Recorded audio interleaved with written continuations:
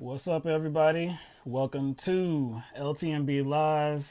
This is Let the Madness Begin. My name is Will Gaillard. And I'm Mike White. Thank you for being here, everybody. We are broadcasting on YouTube, Twitter, or Periscope Live, and Twitch as well. So thank you, everybody who is here and watching the stream. This is, Thursday, January 24th.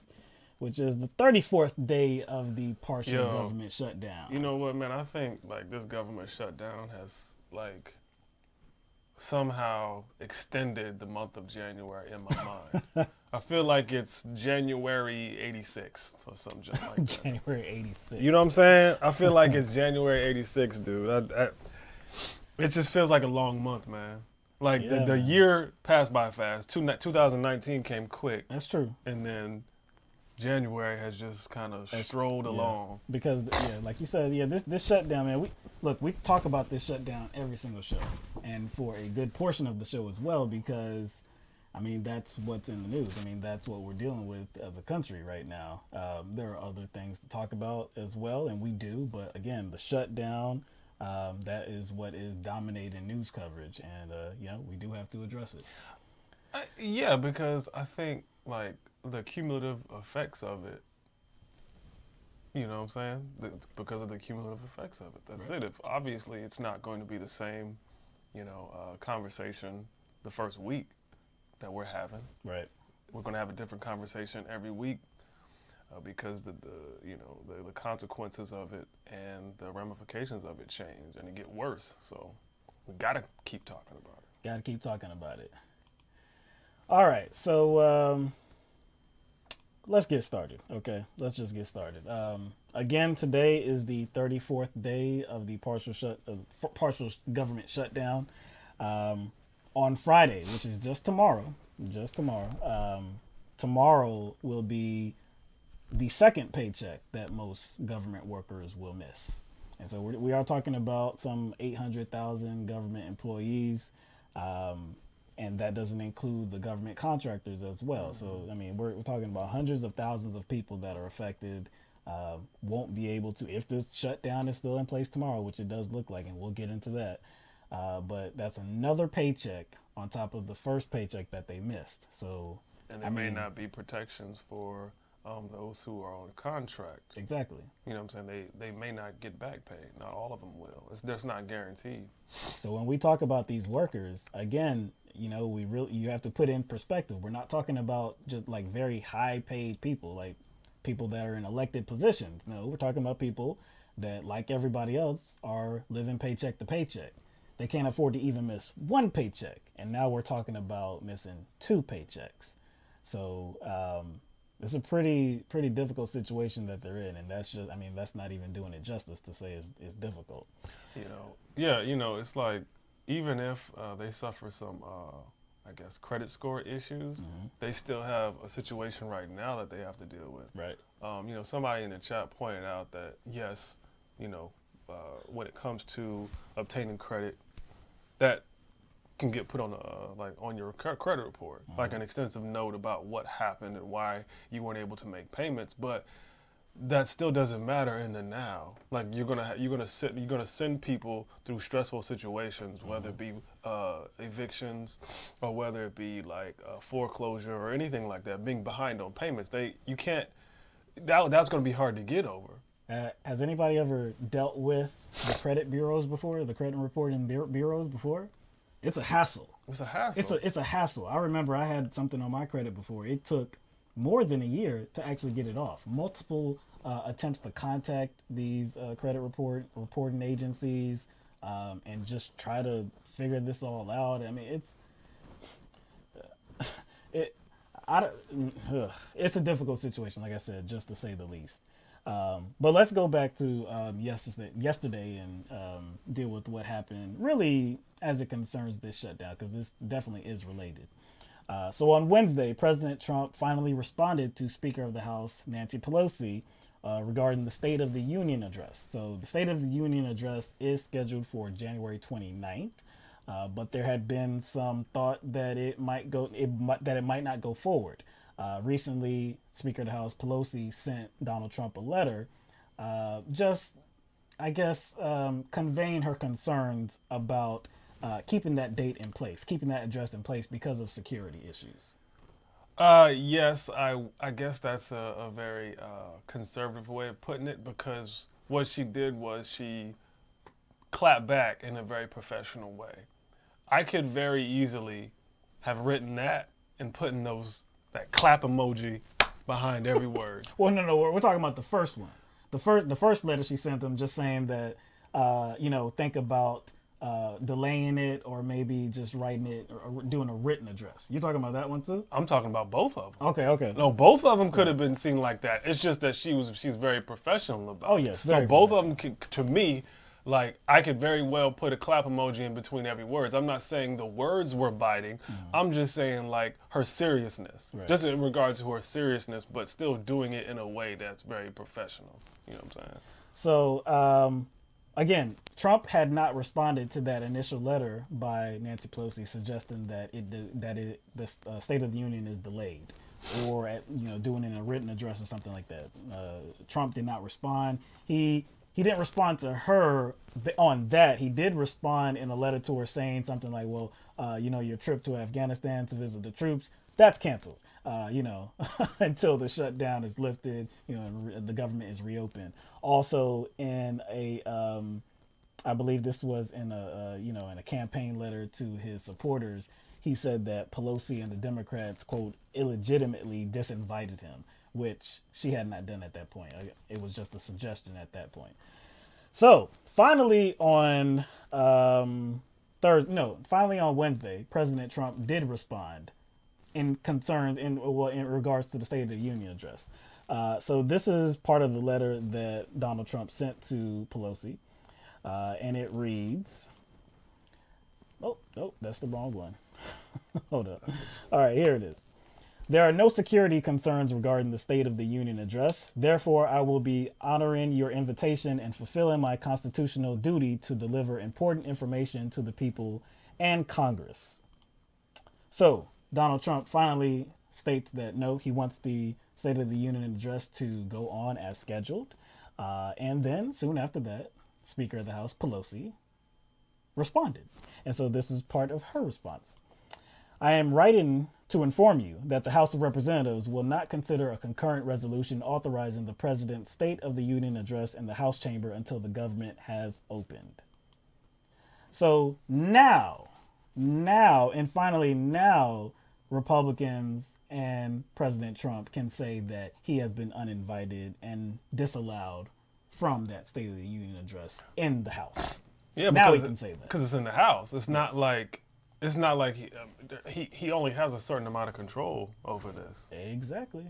So of course, there's a reaction to this, definitely from Trump and other Republicans. Let's get to the response to Pelosi, officially disinviting them to appear in the House and deliver that State of the Union address. Let's get to Trump's response. So he was in the White House. This is a little bit of video from that.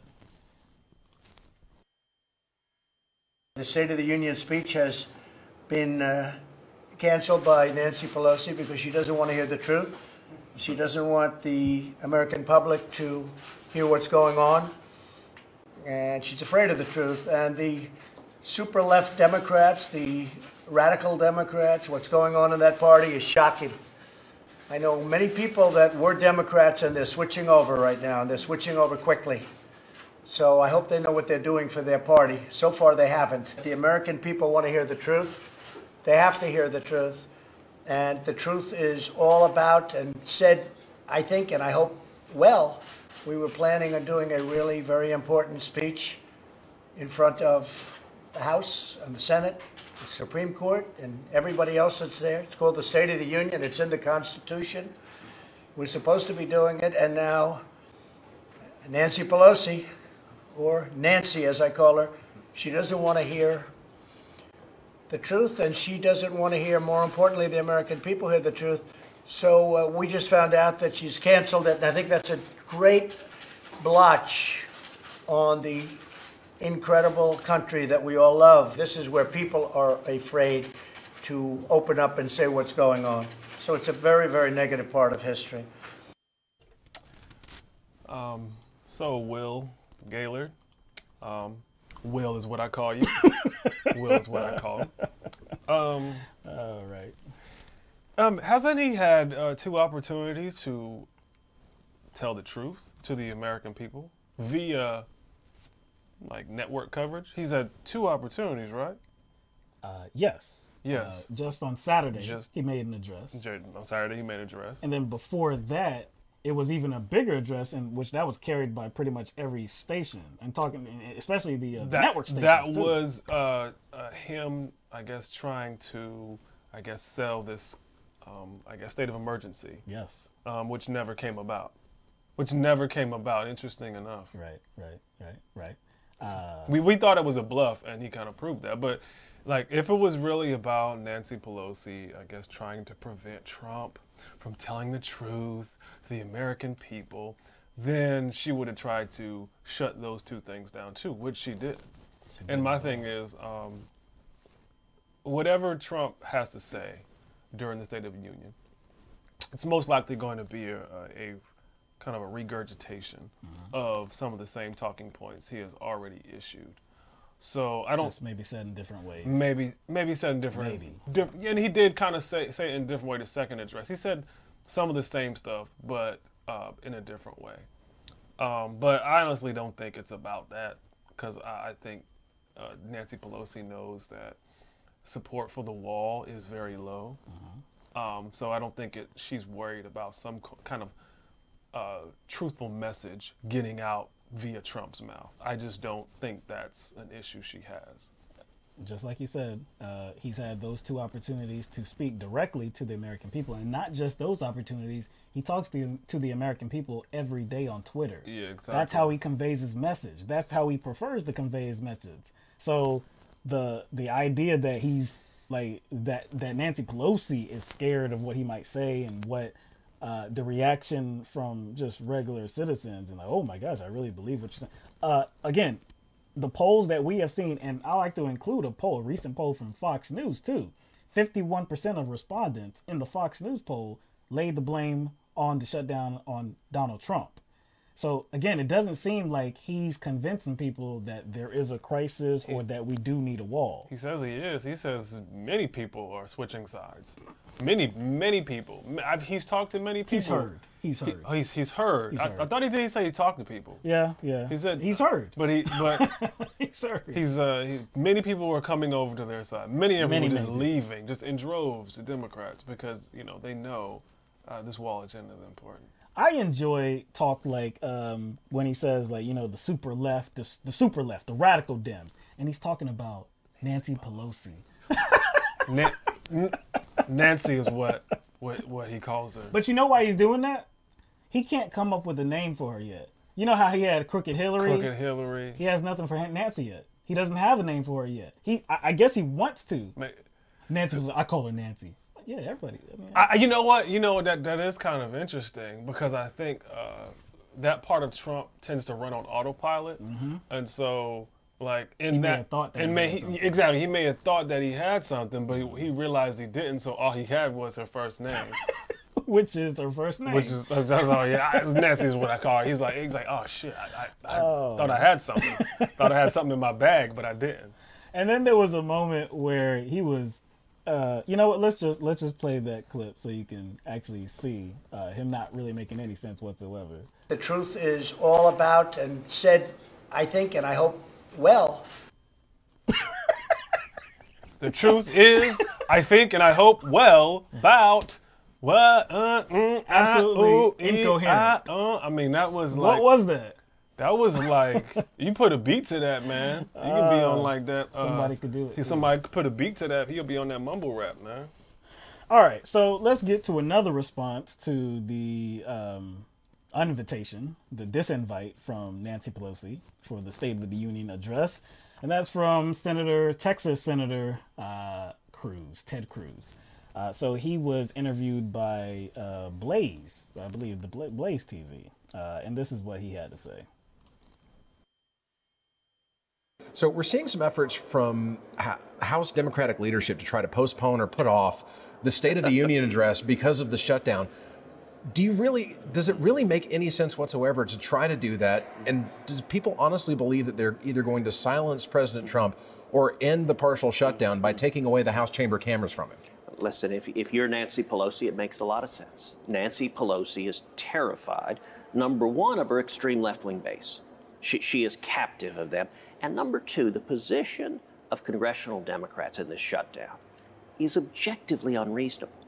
So in 2013, Chuck Schumer and every Senate Democrat voted in favor of 350 miles of border wall. Right.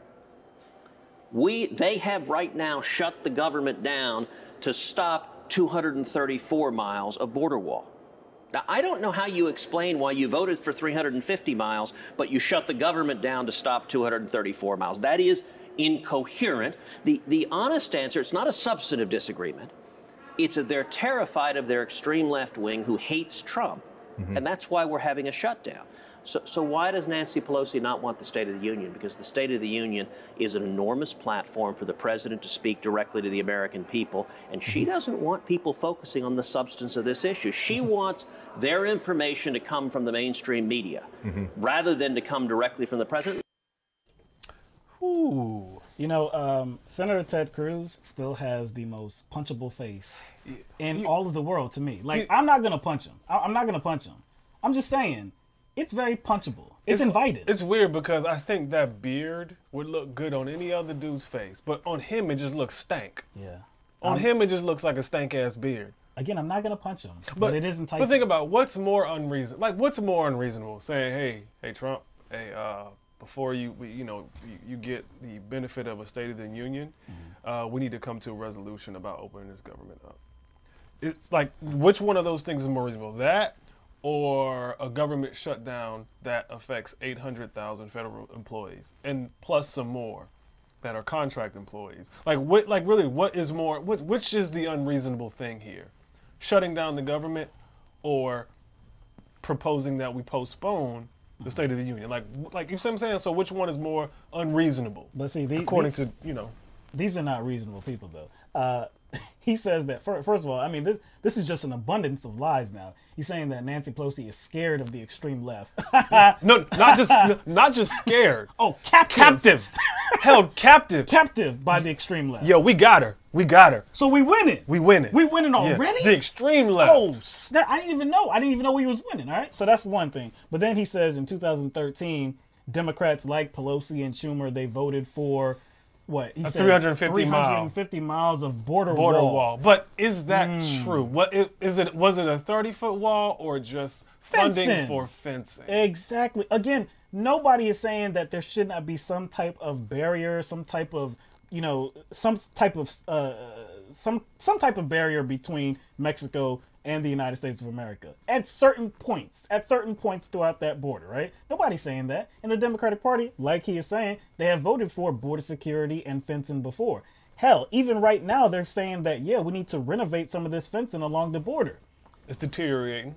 But did they vote for, like you said, a 30-foot structure that is either made of concrete or steel? No, they didn't do that. And then he's saying the same thing that President Trump is saying too. They're scared. Nancy Pelosi is scared of him actually talking to the American people. They're scared of Donald Trump telling the truth, and Nancy Pelosi is trying to cancel Trump's State of the Union because they can't make a substantial argument. He says their argument lacks substance and also comes from the mainstream media. That's where the arguments come from. I was like, no, the arguments that go against building the wall come from the State Department and your own administration. That's true. Those are the statistics that they're using. Exactly. That's where the argument is coming from. Because again, if this wall is supposed to do something about crime in this country, if it's supposed to do something about the illegal drugs that are coming in to this country through Mexico, then like you said, the State Department, the DEA, they've already alleged, or they have already acknowledged that 90%, over 90% of the drugs coming in are coming through a port of entry, a legal port of entry in cars and vehicles. So a wall is not going to do anything unless, we have talked about this before, unless that wall is actually going to be placed on top of the port of entry. Of the port of entry, and then there would be no traffic. Or like I said, no traffic. Or exactly no traffic, or it's like the port of entry is still there, but indistinguishable from the rest of the wall. So people can't see it. You got to have like a secret password. Like some invisible type stuff. Invisible type stuff. See, that's the technology that we could be using, I guess. Maybe, you know, Trump might actually believe in that. Remember, he's talked about invisible planes, yes, the stealth. The stealth planes. Oh, yeah, planes are invisible. You can't see them. You can't see them. Oh, man, this is just too funny, man. So then after that, Trump got on Twitter, and he also said some things about this, about him being uninvited. He said, as the shutdown was going on, Nancy Pelosi asked me to give the State of the Union address. I agreed. She then changed her mind because of the shutdown, suggesting a later date. This is her prerogative. I will do the address when the shutdown is over. I am not looking for an alternative venue for the State of the Union address because there is no venue that can compete with the history, tradition, and importance of the House chamber. I look forward to giving a great State of the Union address in the near future. So at first it seemed like he was going to try to like force the matter, in which he can't because he has no control over it. And I guess people in the White House. Oh no, yes. Advisors, Oh yes, his advisors were like, dog, Yeah, nothing you can do. So you might as well get on that Twitter, dude. you might as well get on that Twitter and just look as diplomatic as you can. And which he did. So he did. Now, despite the tweet, though, it has been reported that Trump is still he's now looking for alternative solutions, and it might include the Senate, where they do have control of the Senate, the Republicans. So I don't know how it's gonna go. You can't take away my man's mic. Nah. You know what I'm saying? You can't take away my man's mic. Nah. He loves that mic, man. He loves the mic in the state. So that is correct. All right, so let's get to what happened today. All right. It happened quicker than I thought. It did happen quickly, man. I thought it might go into tonight. I thought we would do the show and it'd still be going on. Yeah, but there was no filibustering or anything like that. There was just straight votes. There was some discussion, but not discussion really. There were just statements. I say discussion. No. But anyway, the showdowns of all showdowns. All right. Cage match between the two bills. In one corner. One corner. The big, beautiful, impenetrable wall made out of cement or steel. All right. And in the other corner. And the other corner, just a simple bill to fund the government. Yo, that's for it. real. That's it. That's the dueling match, right? That's this match for the ages, right? So again, that happened today. So Trump's proposal, like we talked about on the last program as well, that came with $5.7 billion for his wall. And ultimately, it was in exchange for providing 3 years of protection from deportation for certain people, like DACA immigrants and TPS, so about 300,000 of them. So about 1 million people. And the Democrats, before they said that was a non-starter. But again, this is the bill to see how people in the Senate were actually going to vote on it. So both bills failed. Both bills failed, and they really didn't even come close to being passed. So this was expected. Trump's proposal failed in the Senate with a vote of 50 to 47. So GOP Senators Mike Lee and Tom Cotton, they actually voted against President Trump's bill. Now, there was one Democrat that voted for it. I wonder who that was. And that was Democratic Senator Joe Manchin. I was not surprised when I read that. This begs the question, when is a Democrat not really a Democrat? When his name is Joe Manchin. Yeah. He said, I believe he said on Twitter that he was going to vote for both because his interest is just to open the government. Any way that can be done, he's for. Sure, Joe. Regardless of what's in the bill. Regardless. It makes sense. Yeah. So in the other vote, in the other bill, that was the clean funding bill. That one failed as well, like we said. It failed with a vote of 52 to 44. So it actually got more support than President Trump's bill. So even though neither bill passed, the clean funding bill, Democratic-backed bill, did better.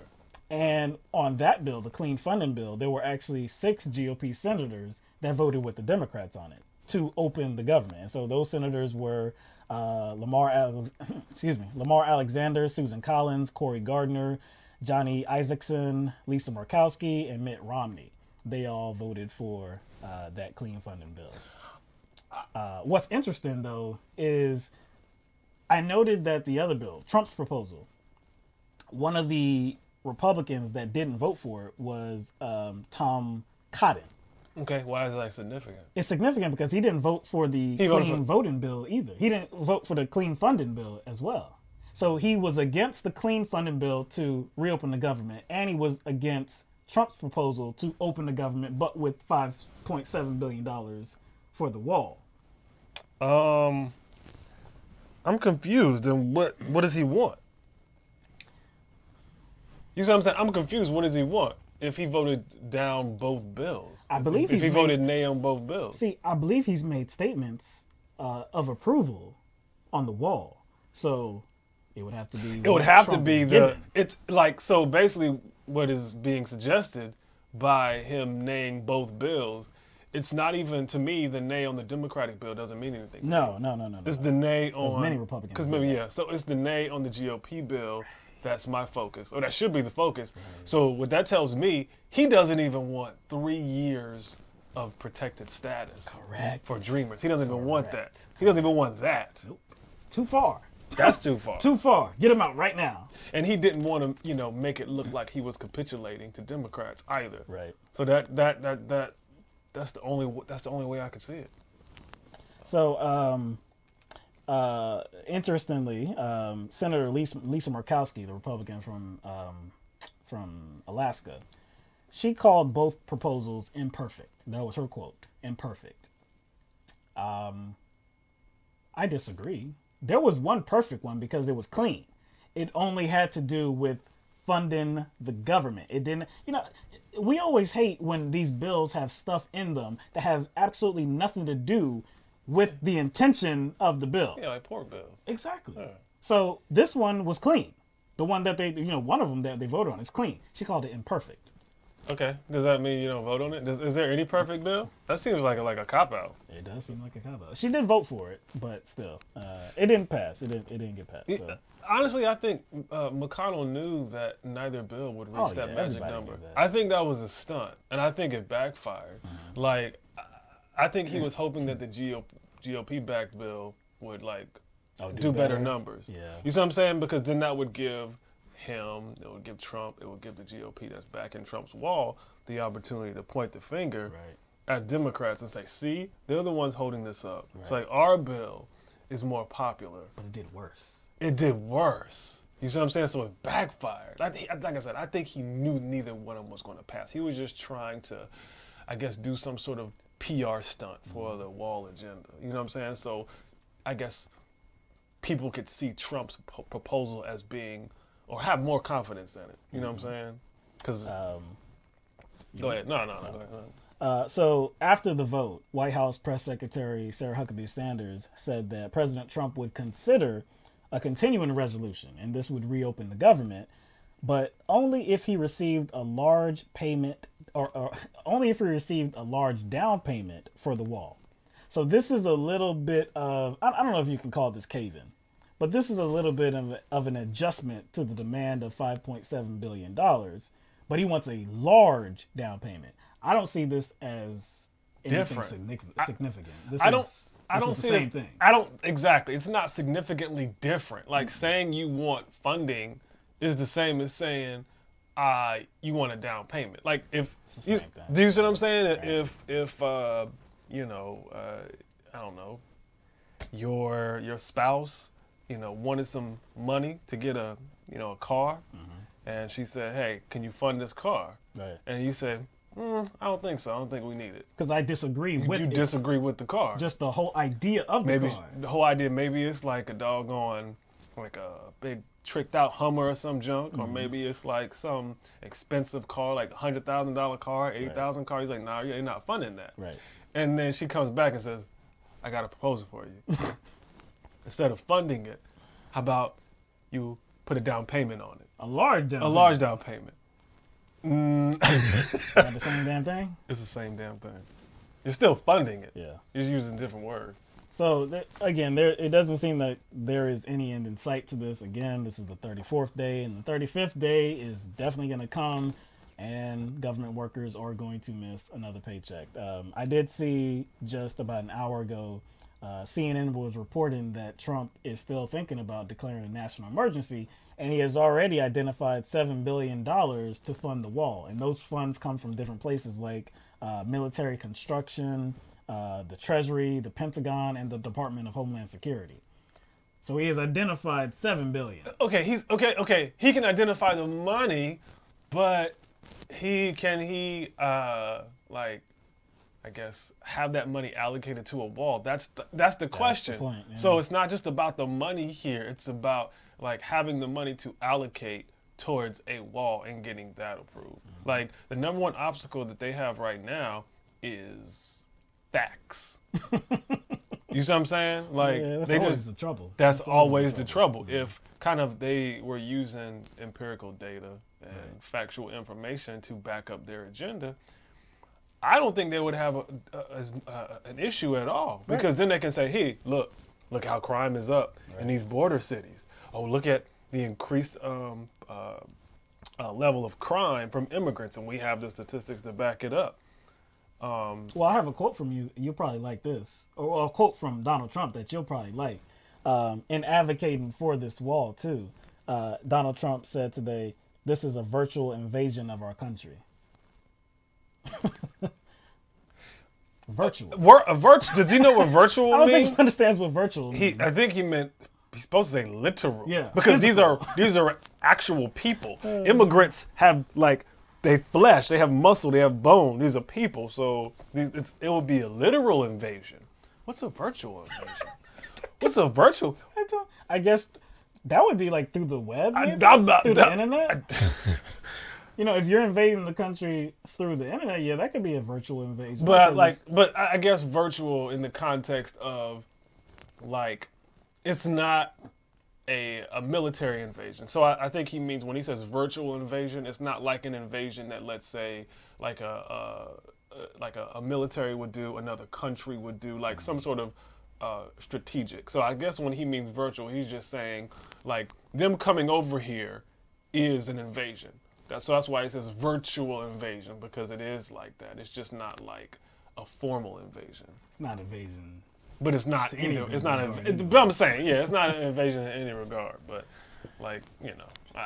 All right, so let's move. I mean, we're gonna stay on this subject, but let's move on to go off on a tangent a little bit. So Mercedes Schlapp, who is the White House Strategic Communications Director, was interviewed by Steve Inskeep on NPR and deflected from a direct question. So we have the audio of this so you can hear it.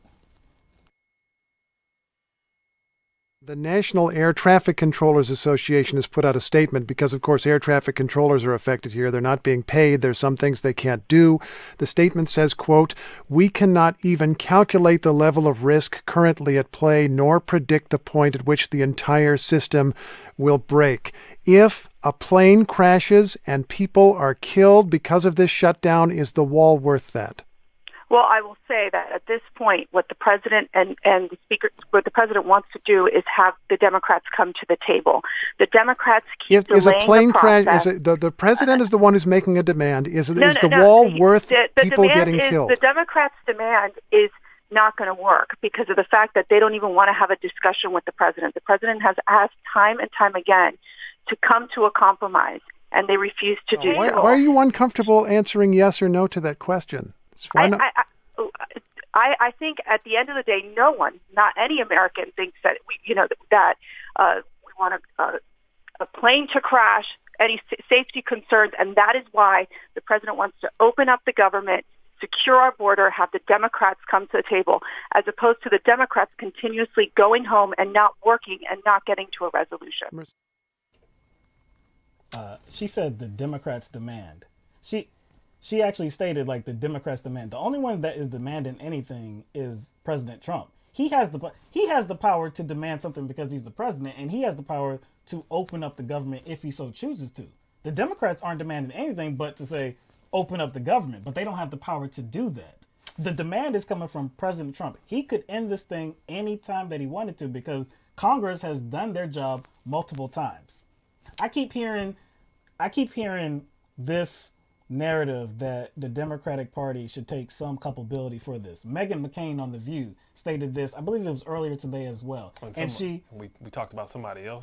So she named 2 Democrats in the House, and they weren't either one of them was not Tulsi Gabbard. But she did name 2 Democrats in the House, and she was saying that even they were saying that the Democratic Party has to take some role in this, or they have to see that they are responsible in some way. But again, think about that. If they are responsible, if they are culpable for this government being shut down, then you would have to say that if you are calling for them to come to the table, then you would have to say that they would have to negotiate with Trump on the wall, which they don't want. Trump is the one with the hardline position of, I want $5.7 billion for the wall. The Democrats disagree with that. So especially if you disagree with the wall, but then still blame the Democrats for this shutdown, again, you're saying that the Democrats should come to the table and relent, cave in, and give up,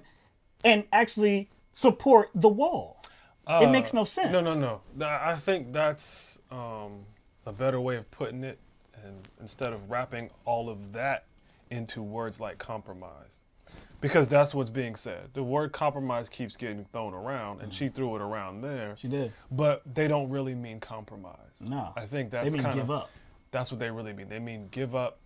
They mean pretty much placate to Trump. Right. That's what compromise means to Trump, the GOP, and his advisors, and those who go on the media and speak on behalf of Trump and the wall. What they mean by compromise is just, we get what we want. Right. And see, the Democratic Party has already compromised. I mean, like, they've already negotiated actually from the jump with the GOP, $1.3 billion in border security. I'm sure if you're talking about, added things like technology, if you're talking about more immigration judges, if you're talking about drones or, more border patrol agents, I'm sure the Democratic Party can get behind those things. It's just the wall that they're against, this 30-foot structure that's supposed to span throughout most of the 1,900-mile border. And what did they get a year ago, or a little over a year ago? 1.6? Was that 1.6 billion? Yes, they did, yeah. Like I said, it's strange. It's not strange. I understand, conservatives, Republicans. I understand that they are trying to blame the Democratic Party because they don't want the blame being put on them, even though Trump himself said, I will take the blame. But I just don't see how it works. Again, this is Trump's prerogative. All right. Now, I don't fault him for it. I really don't even fault him for it because he's the president. If he wants to use his leverage, because you can use the leverage of a shutdown. It's going to hurt people, but you can use the leverage of a shutdown to see if you can get what you want. That's been done before. But you can't make it about the other side. You can't make it about the people on the other side. You are the one initiating this. So it is your fault.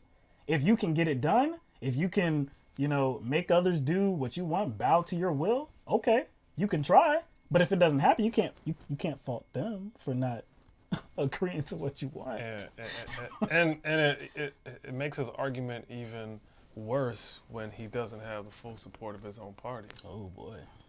You know what I'm saying? So it makes kind Knife of in the side right there. and for real, I mean, it kind of like makes his whole kind of wall agenda, or it makes his wall agenda take a huge hit. Yeah.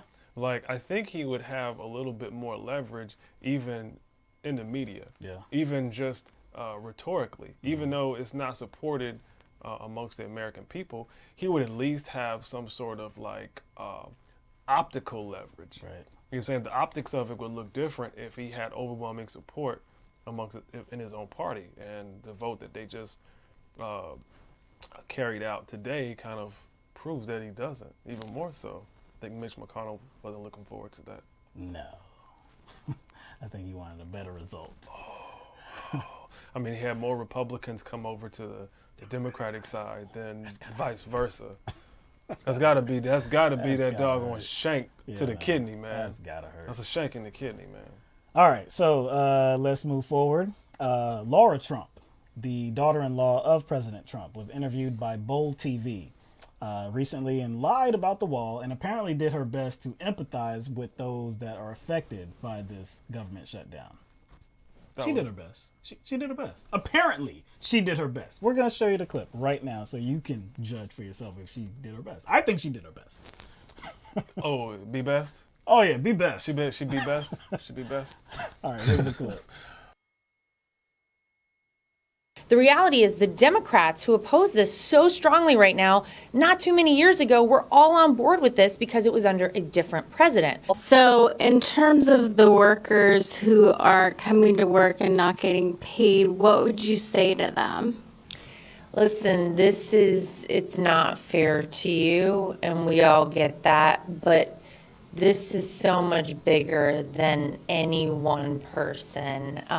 It is a little bit of pain, but it's going to be for the future of our country and their children and their grandchildren and generations after them will thank them for their sacrifice right now.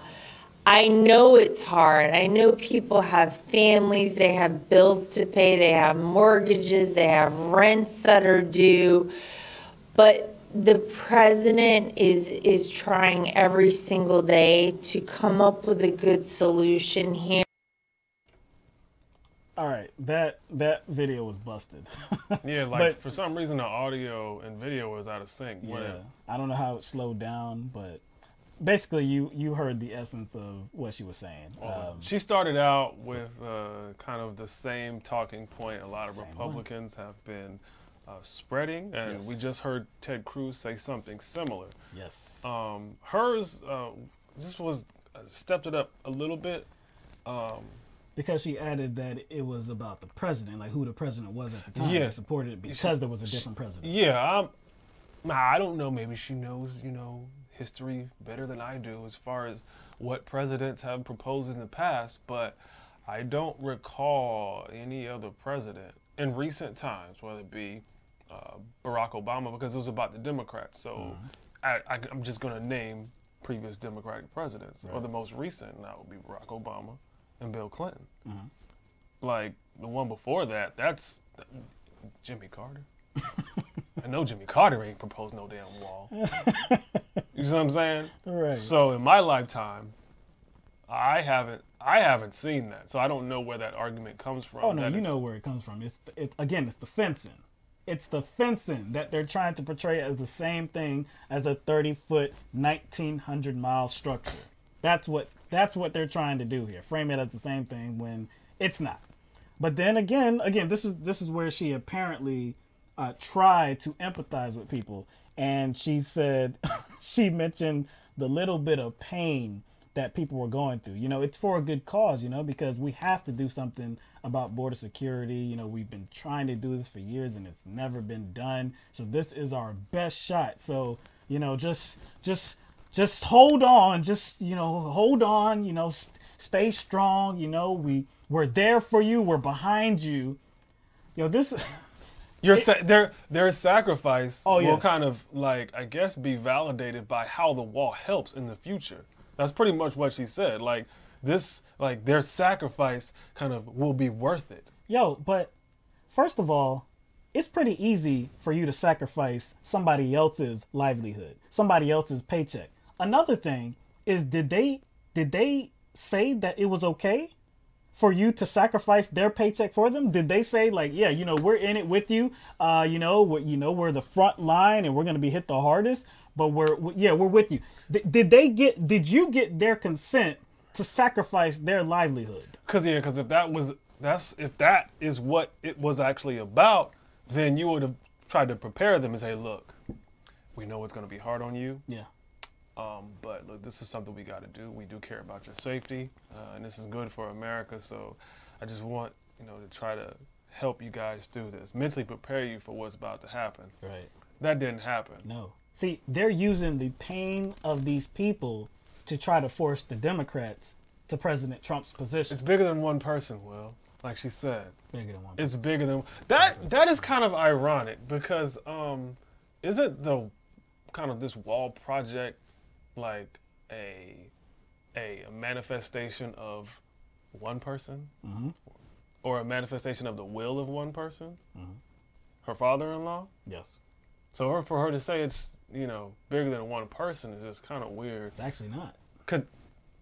I know it's not, because the one person that is kind of like at the head of this is Donald Trump, and he is one person. Now there are Republicans that are standing beside him on this, but you know, but as a party, they have never been like for something this extravagant. That's what, you know, if any other Republican had won in 2016, we know that they share pretty much the same type of ideology and agenda, but would they be pushing a wall?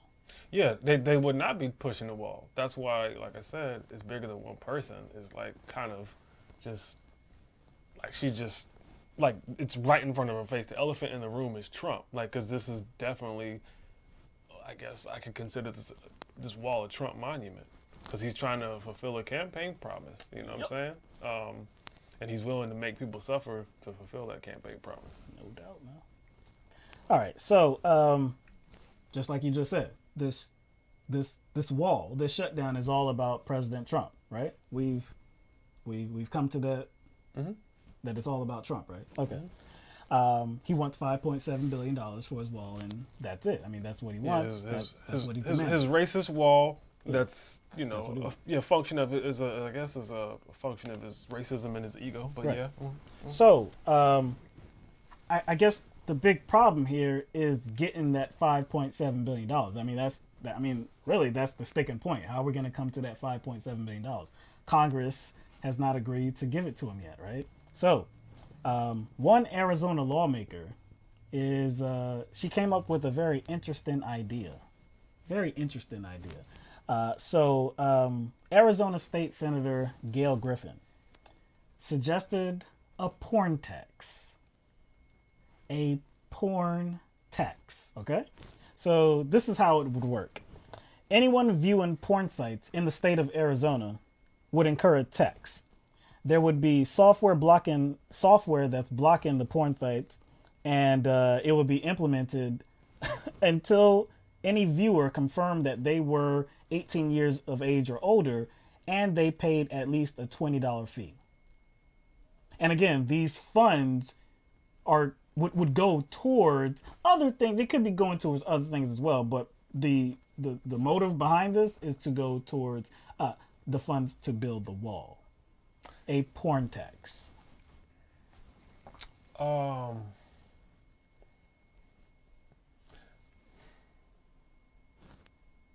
You know, one question I had, though, that it wasn't clear. One question I had about this is, okay, you said, you know, in this report, it's saying that you would incur at least a fee of $20.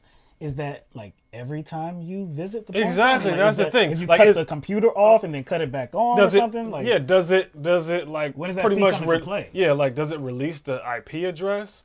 Does it like how do they keep track of each individual? Daily, monthly? Yeah, like do they, I mean, you're pretty much, you got to prove you're 18, so you got to reveal your identity. So it's just like she's picking something that she obviously has a problem with. Yes, she's just picking the one thing she obviously has a problem with, and I don't think she thought this through. Oh no! Because like what will qualify as porn? Yeah, that's true. Also, there's different companies that advertise on these sites. If those sites are blocked and people are forced to pay some sort of $20 fee to gain access to those sites, I guarantee you the traffic to those sites will go down. So you're affecting those sites' ability to collect ad money. Because I guarantee you, once these companies see that there's some sort of $20 charge to get on those sites, and those sites' traffic goes down, they're like, we're not advertising. It'd be worthless to advertise. It'd be worthless to advertise. Like you said, I don't. You know, it doesn't appear just on the surface that she thought this through. Now she is the only one that is supporting this bill. There's no other co-sponsors. So News 4 Tucson, they caught up with her. They spoke with her through email. And she said that she wrote the bill. Actually, she said she wrote, quote, the language for HB 2444 was at the request of a constituent. The bill is not going anywhere. There's no story here. Then why Then why why'd you present it then? There's no story here because now you feel stupid. You feel you wrote the bill, and now you be like, damn, I'm looking kind of ridiculous right now. And like I said, where does it stop? Like, where does it stop? If it begins in porn websites, where does it end? Are we gonna have taxes on dildos, a special tax on jackrabbits to help pay for the wall? Yeah, lingerie. Where do you draw the line? And what's defined as porn? Ridiculous. This is almost I guess net neutrality with a prohibition type angle to it. You know what I'm saying? $20 to visit a site? It's like you're holding a certain websites to a different standard than other websites. Yeah. It's crazy, man. But it's not going anywhere. She herself said it. It's not going anywhere. But you definitely made it a story, though. All right, so let's switch gears here. Senator Kamala Harris recently announced that she is running for president in 2020. And you said that you went to her campaign website, right? And you saw something in particular. In particular, you saw something popping. That's what you said. You said something popping, right? What did you see popping?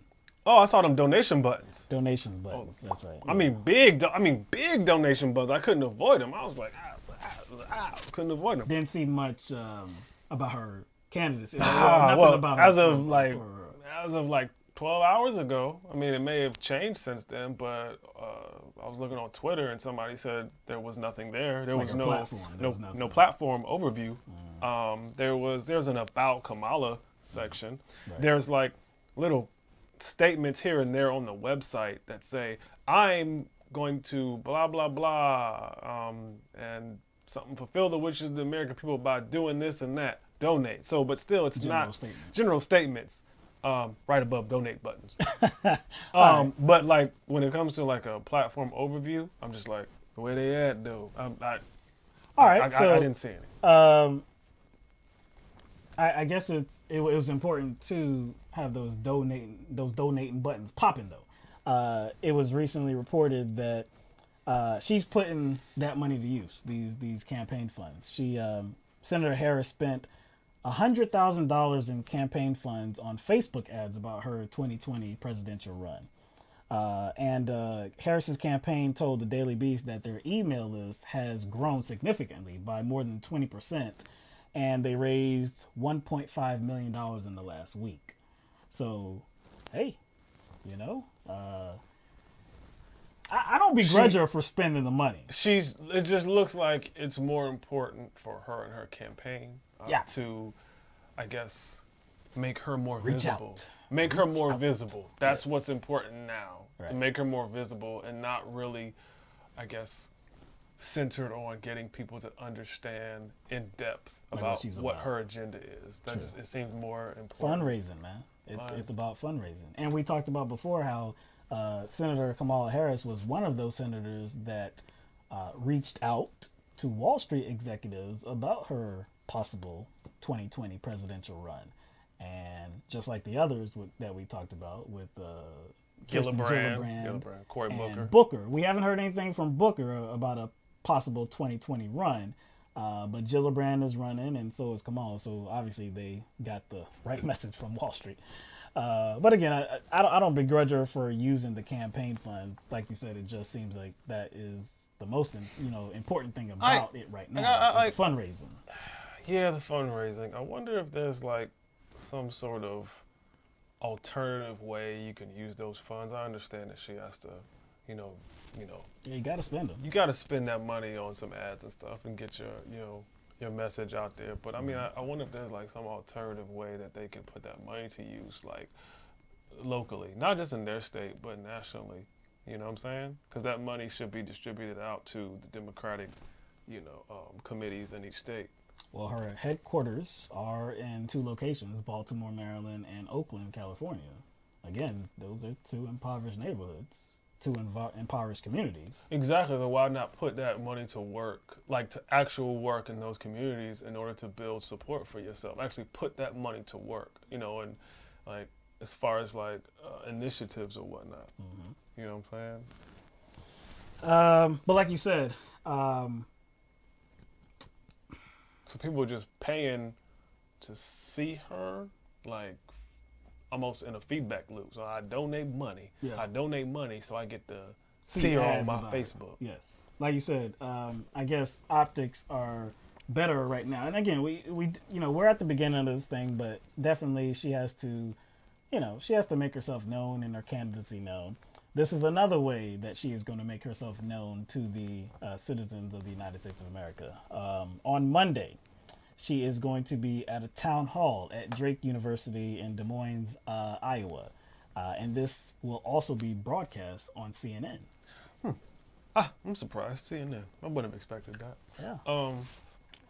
I wonder if there will be a more robust campaign or just campaign platform or platform in general, once that town hall takes place. I wonder. She's definitely going to field questions. And, of course, we don't know what the questions will be. Most likely going to be screened questions. No doubt. That's, But I believe that she will perform very well and she will come off very well. In recent days and the times that I've heard her recently, she has come off very well, including her appearance on The View, in which she, had to talk about Alexandria Ocasio-Cortez, and she was very supportive of her. She came off extremely well. So I have no doubt that this is going to be the same type of situation. Went in the opposite direction of a lot of establishment Democrats. I think that question was purposefully posed to her so she could bash AOC, but she didn't fall for the bait. I still don't like her, but she didn't fall for the bait. This is very strategic right now, so she knows what she's doing. Again, I don't like her as a candidate, and she's whacked at me, but it looked like she's going about it in a smart way. I mean, I saw her little impromptu video where she's dancing to Cardi B. Oh yeah, so we have that. So Lily Adams, who is Kamala Harris's communications director, she shared a video on Twitter while Kamala Harris was prepping for a speech. So we have that video. So we definitely want to show that and let you see how Kamala acts, just being casual. Natural. This is totally natural. Just being casual.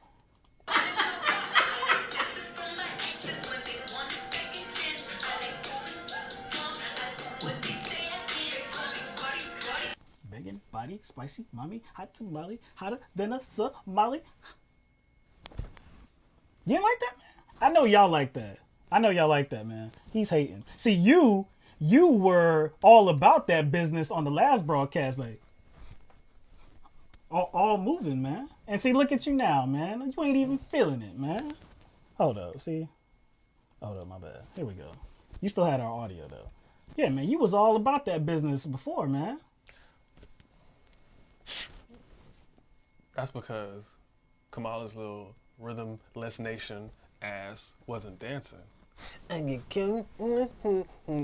yo, stop it. That's not you. That's obviously not you. Like, you see, she wasn't dancing in that campaign ads. That's different. It was, at least there was like a bunch of words popping on the screen, just like really sharp images bouncing back and forth. That was different. On this one, she didn't have no rhythm. She looked whack. She had rhythm. She had rhythm. See, you hating, man. She had rhythm. I will give her that she had rhythm. She had rhythm in the video. Well, okay. I'll rephrase that. I'll rephrase that. All right. It wasn't a rhythm that I liked. It was whack to me. But I'm. You think they? First of all, that was a very strategic release right there. They dropped that strategically because guess who's been making the news lately as far as espousing some of her political views and responding to a lot of the issues in regard to politics? That's Cardi B. She's been dragging mugs on Twitter. She dragged Teriyaki Lentils or Tummy Larva or whatever her name is. Talking about Trump and the shutdown. Talking about Trump. So people have been trying to get at her. So she's been talking about the shutdown. She's made some other comments before, and a lot of people are latching on to Cardi B. She even said something about like Bernie's my daddy, bitch, or some junk. So she's a Bernie supporter. So I think that was very strategic to show Kamala Harris dancing to Cardi B. She's trying to kind of like take some of that energy. That's what I think that's about. Like, oh, she was dancing to Cardi B, so she's trying to like draw an association here. But I'm not buying it. Yeah, they call me Cardi B. I run this shit like cardio. But see, I'm cool with you singing that. I don't care what you doing all that, even if you playing. But not Kamala, dog. Look. That's whack to me. I don't care. That's just like your girl. That's like your girl. And I said it. Your girl. That's just like Hillary. On see you did the Fresh Prince. Nah, see, look, I'm remember she did the nay nay. You remember that? Yes, you remember that nay nay?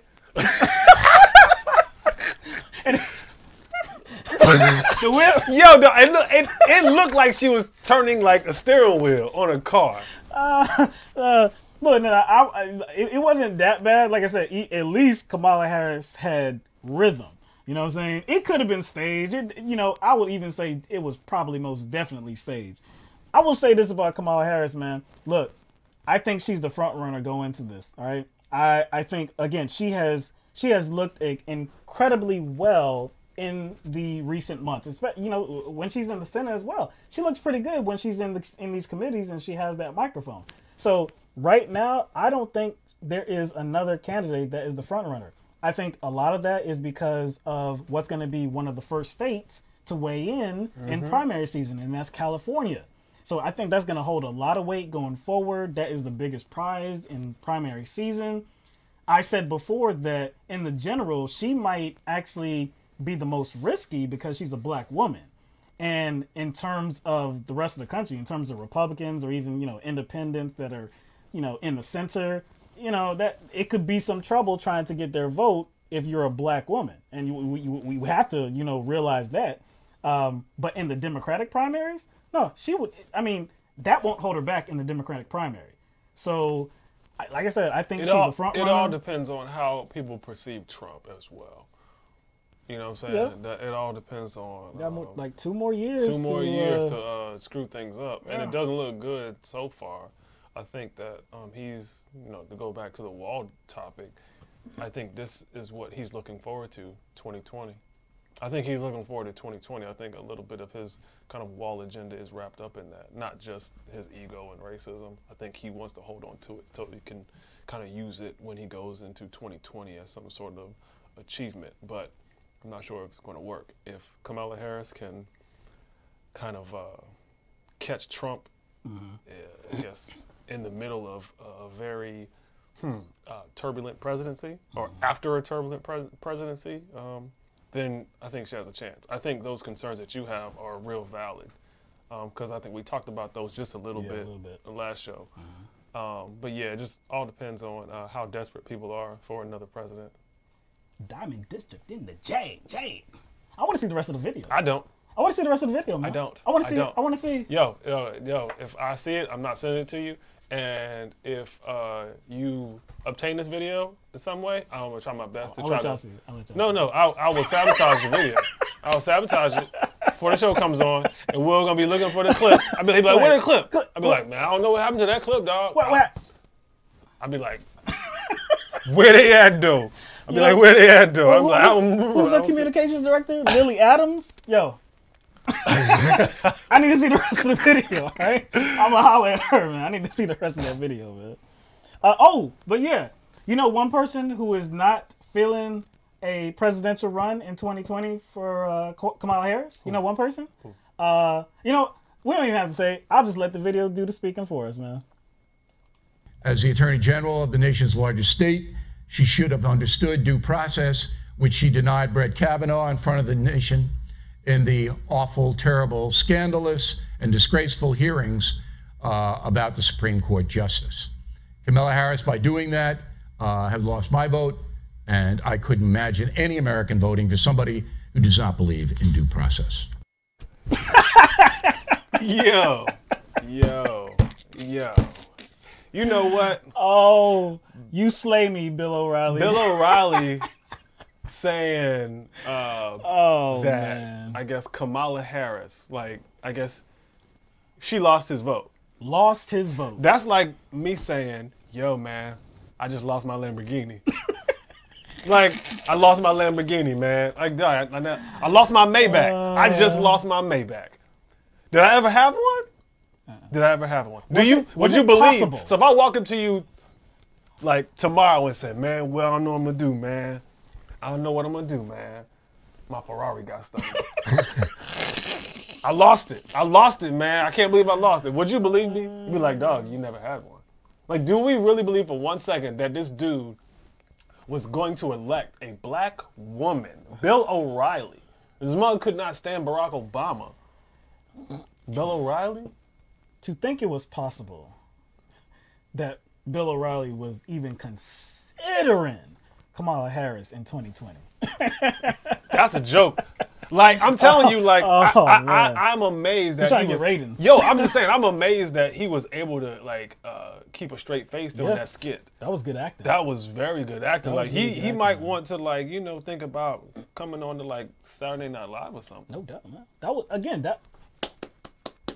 He had a straight face, man. It came off as sincere. Like, I don't know how he did that, man. It did come off as sincere. So he might have, like, you know, some other career options, because I know, you know, he's not on Fox anymore, so he's kind of on, like, this. He's trying to get back. He's trying to get back. He's on his little, you know, he's doing his little bootleg dance right now, because he's on bootleg tip, you know, with his, you know, new media platform. But he might have some other career options. You know what I'm saying? Satire. Hollywood. All right. White House Press Secretary Sanders. So you have to compose yourself. Yeah, I do. You have that. You still got that O'Reilly story. I still got it. Let me settle down here. All right. White House Press Secretary Sarah Huckabee Sanders appeared on Sean Hannity's show last night and appeared to mock Alexandria Ocasio-Cortez claims about climate change, saying that she's not likely to be listened to by President Trump. So we have some video from that.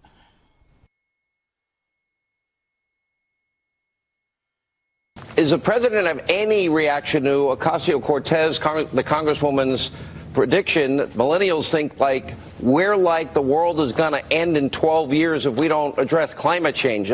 Any official White House position?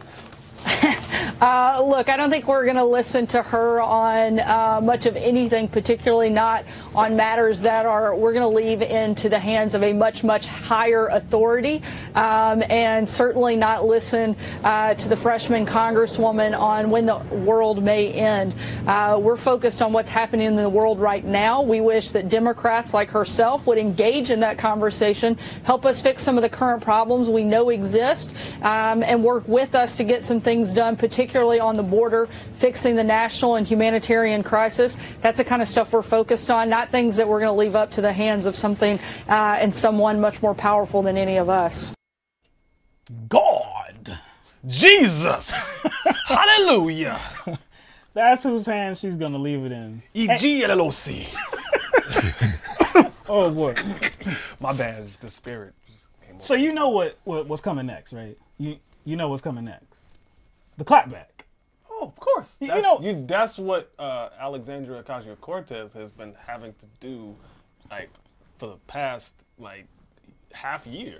Exactly. So this is this is how Alexandria Ocasio-Cortez responded on Twitter. She said, Genesis 1, God looked on the world and called it good, not once, not twice, but 7 times. Genesis 2, God commands all people to serve and protect creation. Leviticus, God mandates that not only the people, but the land that sustains them shall be respected. She continued in another tweet, you shouldn't need a Bible to tell you to protect our planet, but it does anyway. Damn. You know, like one first, I will say, Sarah Huckabee Sanders was glowing, I will say. She was smiling. She was smiling. We don't often see her smile. We often see her with, like, this disheveled look. Yes. Because she's trying to, you know, I guess, defend Trump's lies. But in this case, it gave her an opportunity to talk about her savior. Yeah. The smoky eye wasn't as visible. The smoke, it wasn't as visible. Yeah. Or with the what's the Goonies? Hey, you guys. What was that? True. I forgot the sloth. That the sloth eye wasn't as visible. Right. But it's like, what is she suggesting here? There's a higher power that's going to solve climate change. It's weird because like conservatives like her kind of believe in an omnipotent God and a God that's non-existent at the same time. It's non-existent like when it's convenient for them. Right. But then God is doing all this other stuff when it is convenient for them. So pretty much Sarah Huckabee Sanders' position on climate change is thoughts and prayers for the earth. True. Like, look, she says that, and that she did reference God. I mean, she didn't say God, but of course that's who she was talking about. A higher power. We're gonna leave it to a higher power. More powerful than any of us, right? I'm not even gonna disagree with her. Her feelings about God. If you believe in God, cool. I can't disprove or prove that to anybody. Cool. So if we're going to allow that, God is God and God actually created the world and God can actually do things, put God's hands on the world and actually do things. Okay. Like let's just go ahead and say that God can do that, right? Oh, okay. So you about to list maybe some of the things that God can take care of because it's a higher power. Yeah. So why should we do something as humans and as people? Right. Okay. Well, all right. I only really have one example. Okay. I really only have one example, right? Because what Sarah Huckabee Sanders is saying is that there's if there's a problem with our environment, if there's a problem with this planet, then God can take care of that. So since God, I would say, most people would say God created all. God created all, right? Right. Okay. Right. So if I take my phone and I slam it to the ground, right? Is God going to take care of that for me? Because God created all. God can take care of all. Oh, so you're saying if he can, magically fix the environment, right? Clean the air, clean our rivers, clean the sea, right? Help with erosion, all that stuff, then he should be able to fix your broken phone. Should be able to do that. Actually, I was going to go more broad political issues. I was going to say, why not, offer thoughts and prayers to solve this immigration crisis that they're bellyaching about, the border crisis. Yeah. Because it's a crisis. It's a crisis. How come God doesn't step in and fix it? Because it's a higher power. It should be able to do that, according to her. Again. Or what about abortion? Yes. All problems. All the problems that they bellyache over. If, again, I wouldn't try to fight anybody's belief that God is real and God created all and God can actually do things, right? I'm not going to really fight against that too much. But what I would say is that this environment that we live in, this planet that we live on, I think anybody reasonable, I don't care like where you come from, just anybody reasonable. If we live on this planet and in this environment, logic would tell you that we have some type of effect on it, whether it be positive or negative. So if we see that there is a negative effect, and I'm just not saying that like I'm throwing it out in the air that we have a negative effect. No, we actually have scientific proof that we have a negative effect on this planet. Then wouldn't it behoove us to actually do something about it and not just wait for some, what do you call, Sky Daddy? Sky Daddy, I like that. Not just wait for the Sky Daddy to actually come in and fix the problem. Like let's activate ourselves and do something about it. That would be reasonable. But think about like what she was kind of suggesting though, by somehow employing her Sky Daddy to fix this problem, the higher power. What is she suggesting? She's kind of admitting that the problem exists. She's kind of admitting that the problem of climate change does exist. Like, why would you need to employ, I guess, your Sky Daddy for a problem that doesn't exist? That doesn't You know what exist. I'm saying? And I like how you mentioned like our responsibility in this, because God or the Sky Daddy or the higher power that she talks about didn't pollute the oceans and the rivers. Exactly. God did not, pollute the air. So really what you're saying is, it's just like God is not responsible for the destruction humans cause. Isn't there some type of isn't littering a violation? The God's going to take care of it. I already know where you're going. Stop it. But it's actually against the law. Like, you can get fined for littering and throwing trash on the streets, highways and stuff like that. No, when you say fine, you mean a lightning bolt strike to the head. Be for real. I know where you're going. So let's take care of our environment, but just a little bit. Because a minimal problem would be like you throwing a wrapper onto the street, onto some grass. That would be a minimal problem. But when you see, temperatures rising, ice caps melting, more severe hurricanes, erosions, more severe wildfires, more of them as well. Those are much bigger problems than littering. So we should probably take steps, advanced steps to actually do something about that, not just implement a law against throwing trash on there. The logic she's implying, it kind of goes opposite to the personal responsibility message she pushes. Oh, it does. Actually, to me, the concept of religion as a whole does that. It contradicts the kind of, personal responsibility message, because to them, it's like the devil and Satan is responsible for everything evil, and God is responsible for everything good. It's almost like we don't matter. But we have free will. In essence, we have free will. We're not going to start that conversation again. For those people who watch this channel. No. Shout out to Will. Don't want to go there. But in this specific situation, it almost seems like that she's trying to push this, or it seems like she's trying to push this idea that we can't do anything. We can't do anything. But God will take care of it. Magic. God. You going to start?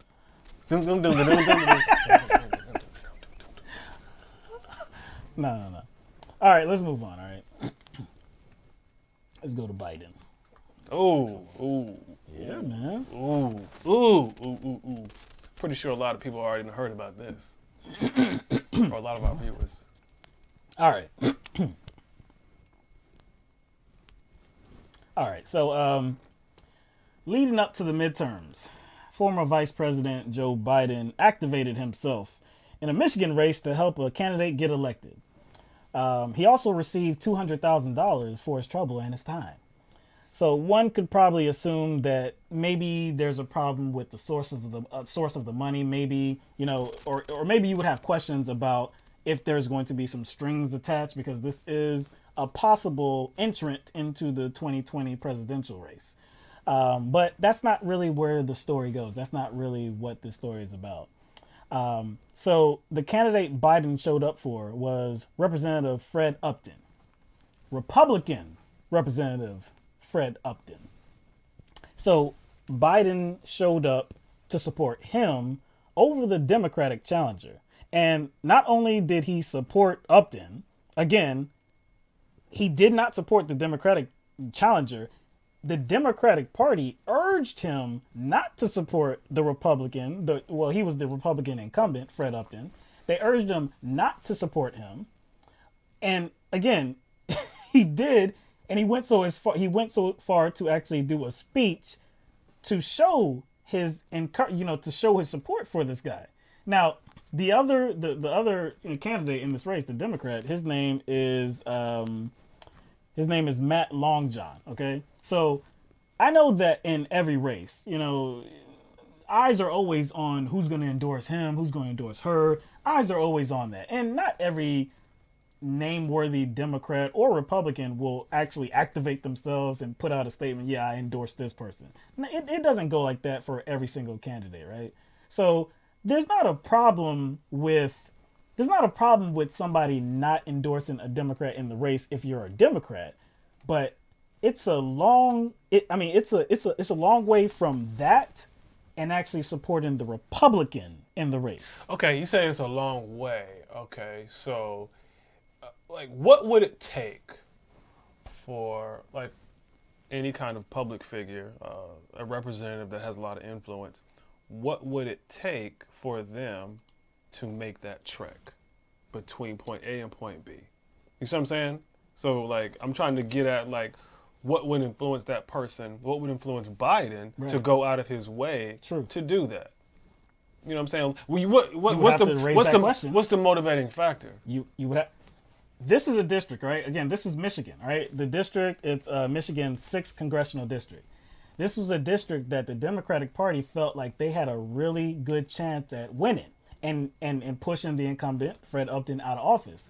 And ultimately, Fred Upton only won re-election by 0.5 percentage point. So you can never say how much an endorsement, how much it weighs, how much it doesn't weigh, what it does, to affect the outcome of a race.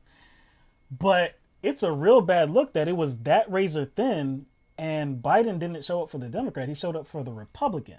So this is from the New York Times. Mr. Biden stunned Democrats and elated Republicans by praising Mr. Upton while the lawmaker looks on from the audience, alluding to Mr. Upton's support from a landmark medical research law. Mr. Biden called him a champion in the fight against cancer and one of the finest guys I've ever worked with. Interesting. Again, I ask you. Okay, same question. I ask you. Same question. Like, where was this coming from? Okay. Like, what influenced Biden to go out of his way to speak such, to speak so glowingly about Upton? I'm just wondering. I'm trying to figure out, like, why would he go out of his way? There has to be a motivating factor other than, him just liking this dude. Oh, when I began the story, I said that he was paid for his time.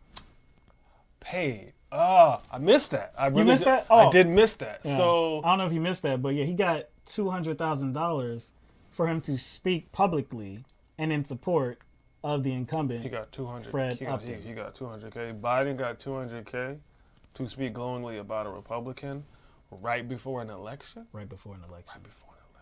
Against the Democratic Party's wishes. And look at this, right? We don't really play that game of party politics, like, not really, especially during the primary. I mean, like, really, we hate the game of party politics. We understand that, well, like, with our ideology, no doubt the Democratic Party lines up with our ideology, like, way more than the Republican Party does. That's evident. Nobody's surprised to that. If you're a liberal, progressive, definitely the ideology of the Democratic Party is, where you would lean towards, right? Now, there may be some Republicans that are okay, though. And actually, there are. I mean, I mean, there are not a lot of them that, that are around right now. But, yeah, there could be Republicans that are okay and that you could actually vote for. There could be. There definitely could be. So, just the fact that he supported the Republican, like, on its face, doesn't really do anything for me. What does something for me is who this Republican representative, Fred Upton, is. What's his background? What's he like? What does he support? What doesn't he support? That's really what the question is. Oh, yeah. I'm glad you brought that up because we can maybe not go through, the entire list, but kind of focus on the one thing to me that is, you would think that would be important to Biden. I think that, what I'm saying, because we don't have time to go down the whole list and it's not necessary, but something stuck out to me. In kind of Biden's, I guess, serenade. Something stuck out to me, talking about, he mentioned cancer. Cancer. Ooh, that might be personal, right? Might be personal. It might be personal, but it's something that we can relate to policy as well. Because if you were concerned about, let's say, people having more of an ability to fight disease, more of an ability to fight diseases like cancer, what would you support?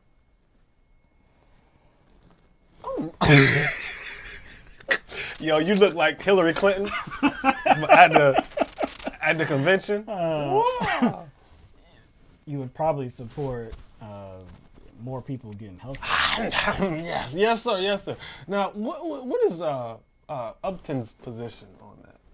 Healthcare. Well, if we're referencing Joe Biden, the former VP, as you remember, he was under President Barack Obama.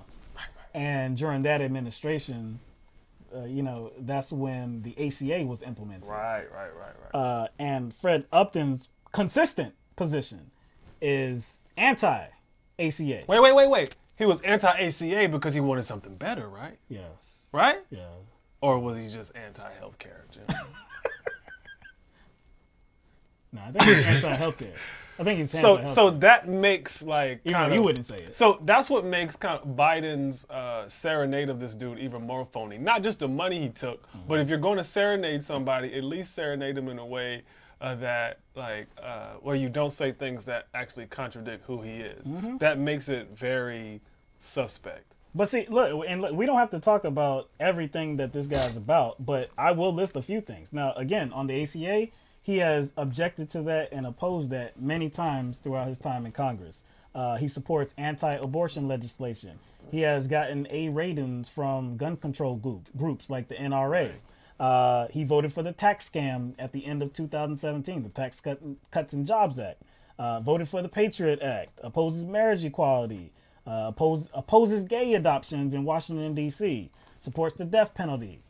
These are all positions of this particular representative. Forget that he's a Republican for the time being. Forget that he's a Republican.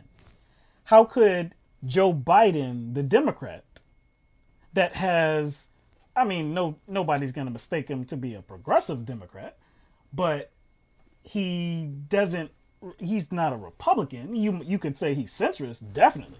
Establishment, definitely. But these particular positions that Fred Upton holds would not really coincide with Biden's ideology. So when you look at that, why the hell would he actually show up He said for him? Biden said he was a nice guy, though. Biden said he's a nice guy. One of the finest guys. One of the finest guys. So again, this has been some controversy, and Biden has So responded I was about to this. say, like, so because Biden, I do believe, he responded to the New York Times article. He did. So we have that video. And where was he at when he was responding to this? The U.S. Conference of Mayors in Washington, D.C. Right. So yes, he responded to this New York Times article. This is what he had to say. Look, I get in trouble. I read in the New York Times today that one of my problems is if I ever run for president, I like Republicans. Okay, well, bless me, Father, if I have sinned. But you know, from where I come from, I don't know how you get anything done. I don't know how you get anything done until we start talking to one another again. The point of the matter is that at your level, where the rubber meets the road, I don't find a lot of distinction between the problems Republican mayors face and Democratic mayors face. We have different philosophies, but we want to get things done. That's interesting. I would say Biden is very smooth. He's very smooth at, I guess, distorting people's issues. The issue that people actually had with this. He's good at like reducing it to something that is actually inconsequential. And what he did was say he has a problem because he likes Republicans. Bless me, Father, for I have sinned. Like he made it an issue of him merely liking the Republican. So he's actually reducing the issue people have to just something trivial, which it makes it easy for him to kind of like justify it. And you saw that there, because I don't think anyone has an issue with him liking Republicans. You can like a Republican without taking $200,000. You can do that without taking money. Yeah. You can do that. So like that to me, that's very, like, his response was very indignant. Yeah, it was. I share a little bit, not a really different opinion as you. I just think it would be extremely difficult for somebody like me to be in Congress, because if I see you, and again, this doesn't have anything to do with party politics, because somebody like Joe Manchin, I'm not going to be favorable to him. I don't see in any way, shape, or form that I could actually be friendly to him. I'd be looking at him with a stank face and a mean mug every single day. So to be friendly with people that are actively trying to destroy lives and ensure that the disparity in wealth just continues to grow, Like, I just can't be friendly with them. But fine, if that's for you, cool. Biden, you want to be friendly with Republicans, I'm not really going to begrudge you for that. If you do the right damn thing, I'm not going to begrudge you for that. But he didn't do the right thing here. I don't know anything about the other candidate, the Democratic candidate. Maybe there's a good reason not to endorse that candidate, and I would be fine with that. But for you to show up for somebody like Upton, and then accept cash, for it, it looks like kind of your position was bought. Yeah, that's what it looks like. I thought the tagline was vote for blue no matter who. I thought that was the tagline. This is it's kind of weird. Unless you get $200,000. Well, what did Biden say about himself, about running for president, or about the position of president in general, as it relates to other possible candidates? What did he say about himself? Oh, he said he thought he was the best one. He was the best one. Yeah. Now, he'd be the best candidate. He'd be the best candidate. Would the best candidate kind of position himself to receive any kind of criticism like this during the primaries? No. Like, you see what I'm saying? Like, this is definitely something that would come back up if he indeed decided to run. You because you're going to have to talk to Democratic voters before you ever talk to Republican voters, right? Mm-hmm. And you can't use that. Like, he can use that as an excuse, coming together, coming to the table, make sure we get things done, trying to avoid unnecessary conflict. Mm-hmm. Because, for the most part, we have the same problems, like he said. Mm-hmm. So if it was really about that, then don't take the $200K. You see what I'm saying? If it was really about that, then don't take the $200K, and also do it out of election season. You see what I'm saying? If it's really that genuine, don't do it right before the election, and don't take $200K, and don't do it with somebody like Upton. See, this would probably not be a story if he took money from somebody to support the Democratic candidate. It probably wouldn't be that much of a story. It might be a story on the campaign trail once he got in, and he might feel questions about that. Okay, hey, again, that might be the story. Like I said at the beginning, that might, okay, what did that come with? Did that come with strings attached? Do you have to do, who did it come from? That might be the story. But when you take money to show up for a Republican, but you're trying to claim or you might be trying to claim the Democratic nomination, and the guy that you showed up for is a right wing. I'm talking about a conservative Republican. We're not talking about a centrist or what would be considered a moderate Republican. We're talking about somebody that has extreme positions. And you showed up for that guy because he's one of the nicest guys ever. And I got $200,000. Maybe that's why he's nice. You think he set that in motion? Oh, I'm just saying. If I got $2K from somebody, maybe that might cause me to overlook some bullshit. A lot of bullshit. Oh yeah, that's a lot. That's a lot of bullshit. But $200K will do that to some people. $200K, man. That's a lot of. You know what I'm saying? The thing is, I would need it. See, I need $2K. We need that. I need $200K. I don't think Biden needs. Biden don't need $200K. So it's not like he's desperate. We all can just speculate on what made him actually take the money and show up for this particular Republican. Again, if this was a Republican that, if you would say that they were socially liberal, I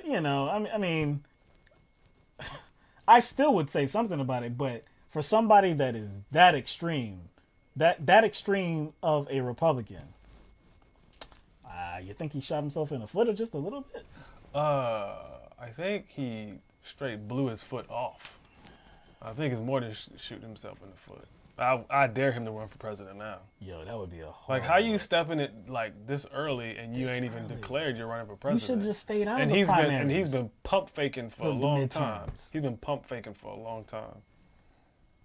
And all that stuff is coming to surface about his stance on crime and all that. Every single other Democratic candidate has a significant weapon to wield against Joe Biden now. A significant weapon. Because it will only be about the Democratic Party and Democratic voters during the primaries. So we got, number one, Tulsi stepping in a massive pile of dog dookie. And now you got Biden doing the same thing. Same thing, man. Can't get out of their own ways. All right, so we got one more to talk about. All right, so let's get to this. All right. This is Casey Smitherman. Casey Smitherman is the superintendent of Elwood Community Schools in Indiana. On Wednesday, Smitherman was arrested and charged with insurance fraud, identity deception, and official misconduct. Why? Seems like she was just trying to do the right thing and actually help out a student in her district. So this is from the USA Today. Smitherman says the charges come after she recently went to the home of a student who had missed school and saw he had symptoms of strep throat. After the student was refused treatment at a clinic, she took him to another one, this time saying he was her son. So not only did she take him to see the doctor and use her insurance so that he was able to see the doctor, she also had a prescription filled in her real son's name for amoxicillin. And that was to be used for this 15-year-old child. So there was a claim for that medical visit where the boy was diagnosed with strep throat, and that cost was $233. And of course, a prescription for amoxicillin is not too much, but without insurance, more substantial, of course. So she was charged, and she said. On Wednesday, she said that she plans to enter a diversion program, which would allow for the dismissal of the charges if she avoids arrest in the coming year. She also said, I am committed to this community and our students, and I regret if this action has undermined your trust in me. Nah, she don't have to apologize to nobody. She don't got to apologize to nobody. I know why she did that, because she is, she's you could say she's a leader of the community. She's a leader of the community. So yeah. I understand why she felt the need to apologize to the public, but like I don't accept that apology. Apology unaccepted. She doesn't have to. So yes, technically, yes, she broke the law. Technically, yes. But in the larger scheme of things, she put herself at risk because she saw people suffering. Yes. She put herself at risk because she did not want to see people suffer, and she wanted to see others benefit from, I guess, like her own privilege. Mm-hmm. She wanted people to benefit from her own privilege, and she wanted to use her health care to help everyone else. So she's almost like a Robin Hood, yeah, in a sense. She's almost like a Robin Hood, but just for health care. To me, it's an example of how desperate times have become for somebody to have to do this and go through with this. I wish there was something else that we could do, not just as a community, not just as a state, but on the federal level. I wish there was something that we could do. I wish there was like some type of program that we could support. That's so that like everybody, I'm talking about like everybody, I'm talking about man, woman, child, everybody living here, that everybody could have access, and not just access, could afford to use that access to go see a doctor or go get a prescription. I wish there was something like that. I wish somebody had proposed something like that. Damn. Yeah, I don't think there's anything out there that anybody. It would be such a good idea. I don't think that anybody out there is proposing much of anything that would prevent situations like this from happening. I can't think of anything. I mean, I heard something through the grapevine. Something about Medicare for all. Some type of. I need to read more about it. Need to learn a little bit more about it. But it sort of goes something like coverage for every man, woman, and child. That's something like that is out there? Well, it's not out there. It's been proposed. Oh, like I really haven't seen a lot of articles or a lot of news coverage on this. What was it called? Medicare. Medicare for all. Sometimes with the 4, but sometimes it's FOR. It just depends. So you might want to search for it either way. So like, what'd you do? Did you Google it? Yeah. You Googled it. I Googled it. You can even Bing it. Oh. What about Yahoo? Probably so. I haven't done it, but you could probably do that too. Yeah, I mean, we're gonna need to look more into this thing now. Because there's some interesting statistics about this particular district that Smitherman is in. according to the Indiana census report, over 25% of the students that are under the age of 18, they live in poverty. About 25% of that district, the students are in poverty. So essentially, she understood the condition of the community she lived in, and she was doing her best to try to help those in the community that were underserved and underprivileged and didn't have the privilege of insurance like she has. Right. And see, this is the, I mean, this is like, to call this a lack of action, I mean, it's abusive. It's disgraceful that people are dying, you know? People are dying because they do not have health insurance in this country. There's no excuse for it. All it is just jibber jabber, just a bunch of rhetoric, or just a bunch of deflection tactics. That's all it is. There's no good reason for the richest country in the history of the world not to have a system where every single one of our citizens have access and can use that access to go see a doctor or get the prescription that they need for whatever kind of ailment that they have. There's no reason for it. We should not be living under these like draconian policies, really. This story, like, it bothers me, man. It bothers me, man, because it's like people, I guess, found enough energy to go after this woman. Mm-hmm. You know what I'm saying? Yep. They found enough energy to go after this woman. It's against the law. It's technically against the law. We gotta go after her. You know like you know, that apology that she delivered, I don't want any part of that apology, because what it looks like to me is that she saw somebody in need, a child that was in need. Strep throat can actually become very dangerous if left untreated. I have had the strep throat infection, and that can actually lead to very dangerous things. You know what? You know, if since we did that story on Sarah Huckabee Sanders, and you know, her God is going to, that higher power is going to take care of everything. Mm-hmm. You know, and you know, she claims to be a follower of Jesus. I would think if the Jesus that they claim exists is real, I think that Jesus would approve of what this woman did. Yep. But our government isn't. Oh yeah, that's right. Our government is not approving of what she did, which is very unfortunate. And almost, I mean, using her own health care, which would make her own rates go up. Mm-hmm. Using her own health care, that would make her own rates go up. So, and she probably knew that too, because she becomes more of a risk once she starts helping people on her health care. So her health care rate to go up. She didn't care because she saw people in need.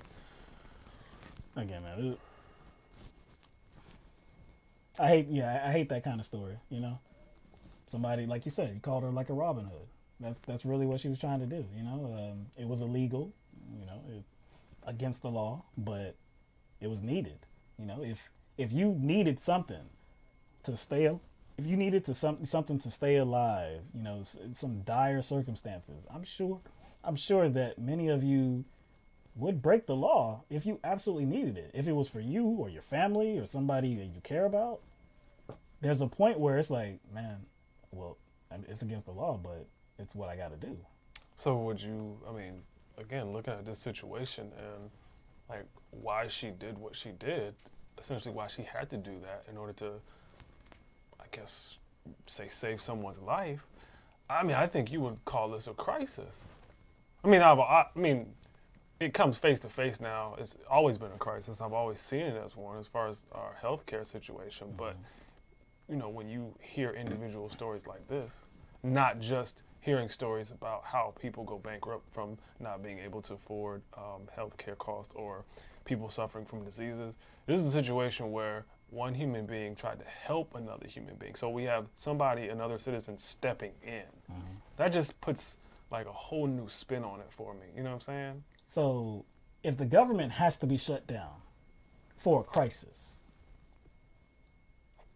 We talked about this. If it has to be shut down, if it has to be shut down for a crisis, an actual crisis, or a state of emergency has to be declared because of a crisis, There's some crises out there. Crises, yes. Yeah, there's some situations out there that definitely need to be rectified. Yeah, because like people's lives are in immediate danger. Like immediate danger. We're talking about people that do not have health insurance and dying because of it. That's a crisis. And like you said, it's been a crisis for many, many years. So if you have to shut the federal government down. Thought you about to curse, dog. If you have to shut it down, I mean, that would be a reason to shut it down. That would be a reason. If out of if you came out of that shutdown situation and you came away with everybody is covered and everybody can actually use that coverage, oh man, I'd be like, yo, these government workers, man, damn, I feel for them. You know, credit messed up. You know, they were missing. You know, they were missing their paychecks. Maybe someone got, evicted. I mean, my gosh, that's a horrible situation. But you telling me everybody got health coverage and can use it now? That's a win. That's a win, man. But that's not the reason, though. That's not the reason this shutdown is taking place, though. To actually serve an actual crisis. 2,000-mile wall, 30-foot tall, 30 foot high, 30 feet high. Yeah. Healthcare. Such a hard decision. Such a hard decision, man. Tell me, do you think so what kills more people? The lack of a wall or the lack of healthcare? Man, that's you may have to get back at me. You might have to get back to me on this question. Because there might be some calculations that you have to do, and you're not quite ready to do that, right? You good? Oh, he's good. He's good. He's quick. He's quick, man. Carry the one. Carry the one. Divide by. Times the number. He's doing work. He's doing work.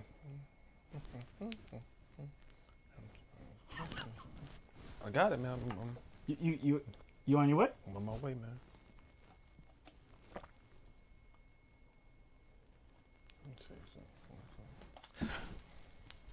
You got it? Yeah. Healthcare. Oh. Yeah, the lack of healthcare. Yeah, lack of healthcare. Lack of healthcare, that's the answer? Oh, that's what is causing more deaths. Lack of healthcare. Mm-hmm. Yeah, not lack of a wall. Yeah. I wonder why Trump didn't. I know that. I mean, you can present data that will show that. Yeah. But they're worried about presenting data that is not backed up by the State Department. So. Damn.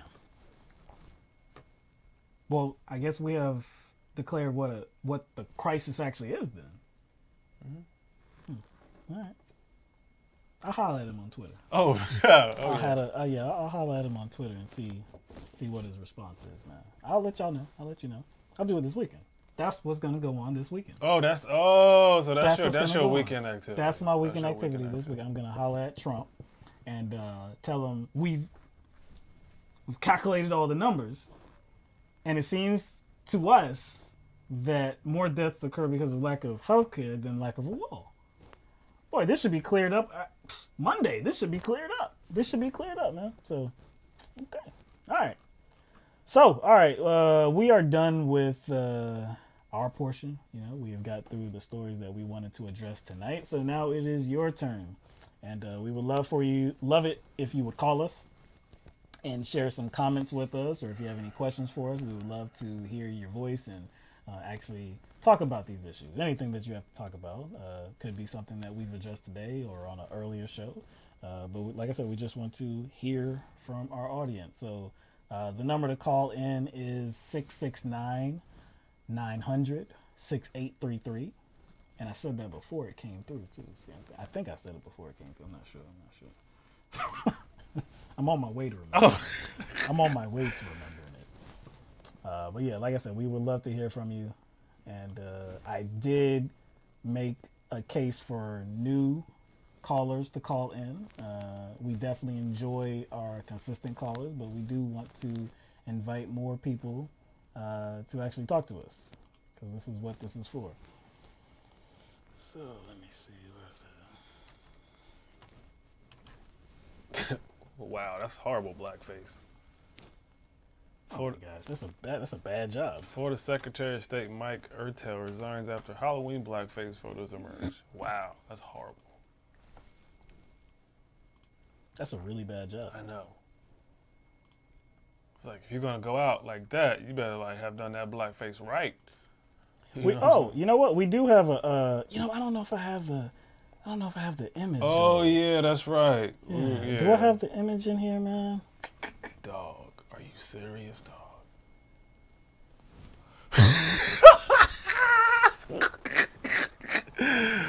Oh, see, that's how you know he's trying to be because he got the little fake boobies. You see that?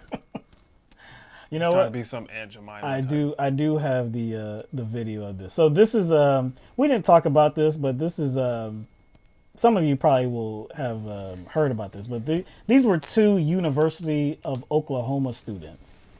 And they decided to, well, not both of them, but one of them decided to paint their face black. They decided to paint their face and do the blackface thing. And of course they got in trouble for it, but this is the video that I don't know if they intended to get out. I believe it was on Snapchat. But you know how it goes, man. It's social media, though. Oh my god! Like, did they think it was gonna disappear? Like, was it one of those Snapchats where it disappears after a certain amount of seconds? I don't know, but it got out. Somebody recorded it, and see, you're gonna see this on the video too. So this is the video. You're too much. That's paint, not face. I am a Negro. See, even if it was one of the options where it's only seen for a certain amount of seconds, you got screen recording apps that people have used because of those, I guess, temporary videos that go away after a certain amount of seconds. People who use screen recording apps so they can, save those moments. And in this case, it just must have been another phone that was taking video of the other phone. It's idiots. And so these two students, again, they were University of Oklahoma students, and they no longer are students at that university. I believe they both withdrew from the school because of all this controversy. And but they have, because they're probably embarrassed. They don't want to walk around campus anymore. Yeah, but they've both apologized. They've both apologized. One of them said, and this was Francis Ford, said, "On behalf of the OU community and all diverse communities, I sincerely apologize for my actions. Although insensitive and irresponsible, it was never my intention to hurt or humiliate anyone. I am truly heartbroken over this mistake and deeply regret any adverse reactions. Continuing education and awareness in such matters will ensure my lifelong dedication to racial equality." Yeah, I believe you.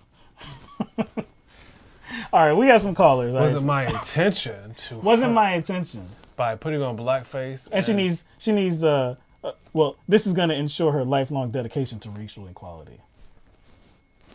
Yo, it sounds like some sort of PR person wrote that for her. It really does, man.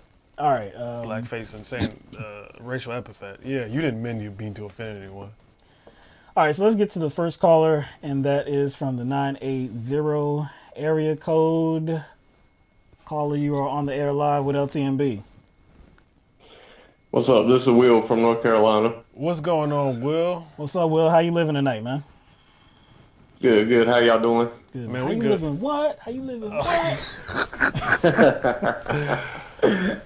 All right, what you got for us, Will? Yeah. Well, let's see.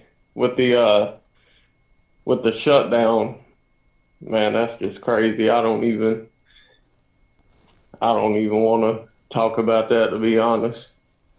It's stupid. This happens a lot with the shutdowns, but that C1 go this long is pretty crazy, and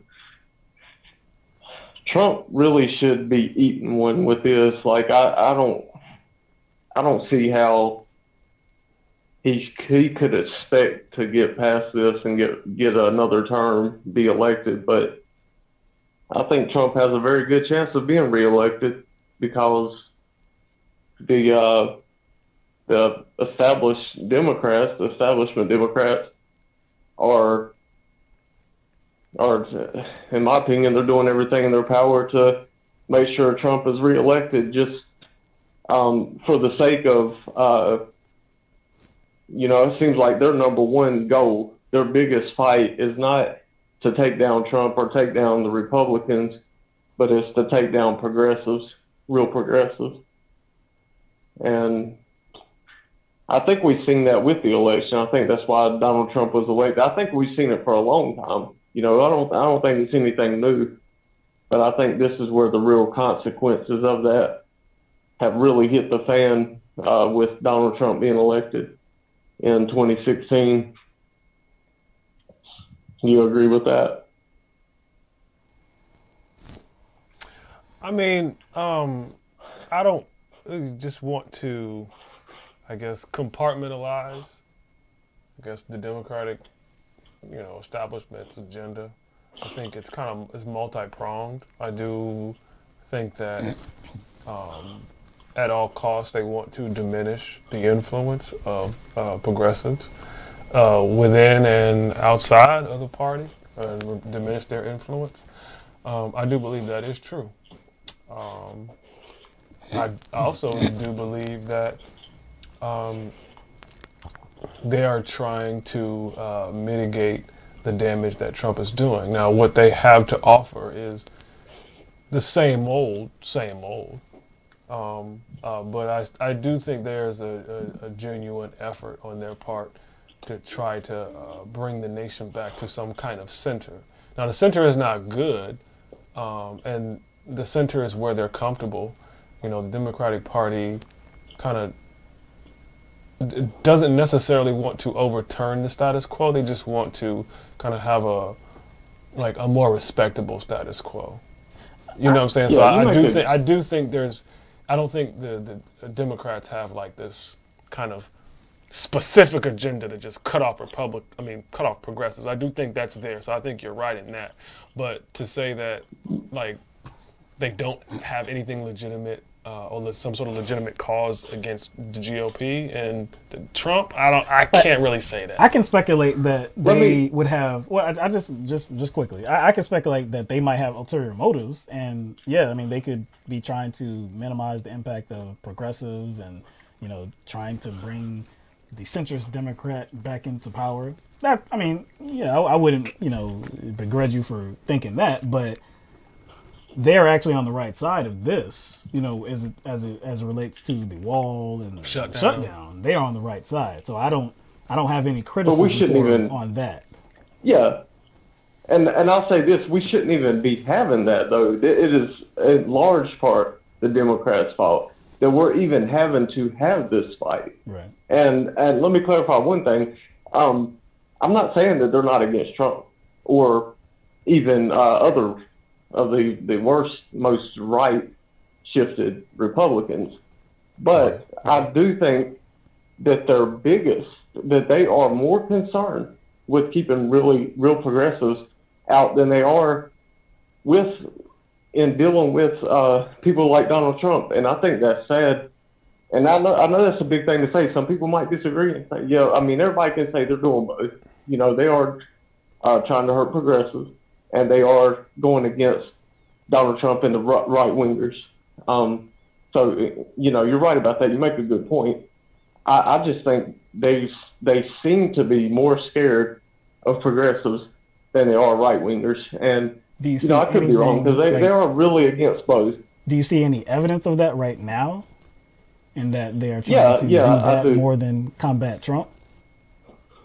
Yeah, I do. I don't think it's enough to cheat Bernie, have your party cheat Bernie Sanders out of an election, be a large part of the reason why Donald Trump is elected in the first place. Well, that was 2016. We're talking about now in 2019, though. That was I'm getting to that. And then when he goes to try to build a wall, be on the opposite side, be against him, and then act like that you're doing the right thing. We should have never been there. I think you're right. I think you're right, Will. I think you're right, but you can be right on both of those things. Meaning Democrats can be both fearful of actual progressives having influence on the party, and be against Trump for the right reason. Both of those things can exist. Yes. Oh, yeah. Both of those things can Yeah. exist. Like, you don't have to They take do one or the exist. other. Both of them do they're not exist. mutually they're not mutually exclusive. So I think they're you're not. right. I think you're right. I think you're right that Democrats are scared of actual leftists, and I do think that there is a bit of apprehension on their part.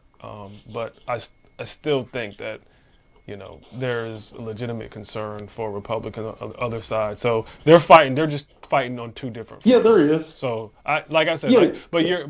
I think your overall point makes sense, and you're right on your overall point. But we're probably going to talk more about that later because you brought up some good points. But we have like 2 other callers. We're going to get to. Okay, y'all have a good night. Yeah, man. I appreciate All right, thanks you, for bro. calling in, Will. All right. Yeah, I appreciate it. Have a good night. Bye. All right, next caller we have is from the 661 area code. You're on the air live with LTMB.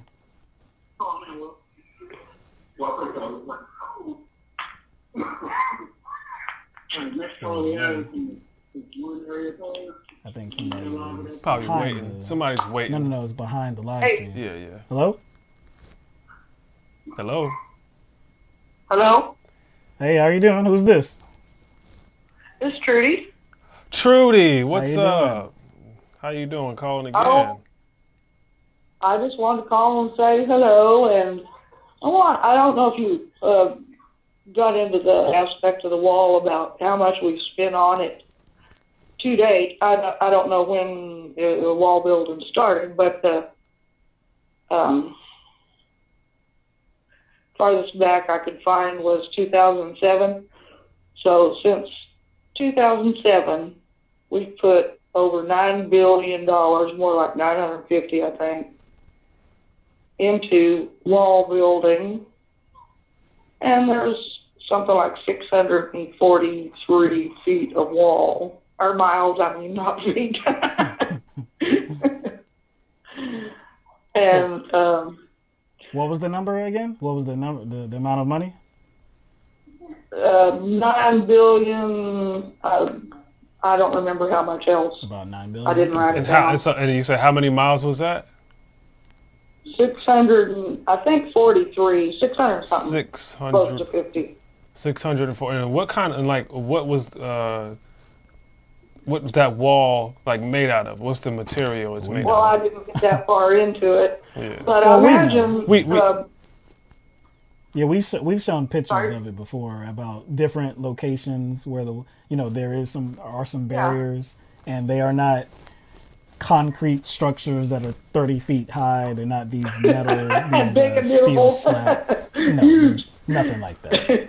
I think most structural engineers, they have kind of estimated that the wall that Trump wants along 2,000 miles of border is going to be upwards of $51 billion, and that is not including maintenance costs, and that's not including all the inspection costs that have to happen. Right. There are certain environmental factors that this administration is not considering, so it's it goes beyond the initial cost of the wall. What about buying the land? So you're talking about the land, procuring the land, and the different kind of I guess checks that engineers are going to have to continuously do on that wall, and also the environmental kind of, I guess, consequences to a wall being built. So I think there's some costs that have gone unmentioned about Trump's project. Because we're only talking about 230 or so miles of it that he supposedly will be built with $5.7 billion. Right. Yeah. I mean, if you just figure out how much per mile we've already spent, and according to all those stupid talk on Fox, there's 20 or 30 million illegals, which the real number is 11, and they keep coming. It just chaps my hide. They don't understand what a drop in the bucket the numbers coming in at a time is, and how they have fit in, and how the unemployment rate is so damn low, and how much less our food and houses and hamburgers cost because of the fucking cheap ass labor. I mean, I'm not complaining about the labor. You know, they're human beings and suck a bunch of keeping them out where they can't live. Well, we know that the Republicans, you know, these talking heads, you know, that appear on Fox News and members of our Congress, President Trump. And my family. Oh, and your family? Okay, yeah, them too. They have to lie to sell their point. They can't deal with actual information, the truth. They can't do it because the truth is not on their side. To frame this thing as a crisis, you really have to twist yourself. Like, you have to be an expert gymnast to actually sell that is an actual crisis on the border that needs a wall. And then when you even do that, you have to go against what your actual administration numbers tell everybody, in which the wall won't do anything about drugs or crime coming across the border. So, I mean, that's your own. Yeah, they come in cars. Yeah, it's like you can do nothing else but lie and consistently lie, because the truth will devastate your narrative. So, and then when you make that point to them, finally get it across to them, this is the fact, they said, well, we just can't talk about this. Yeah.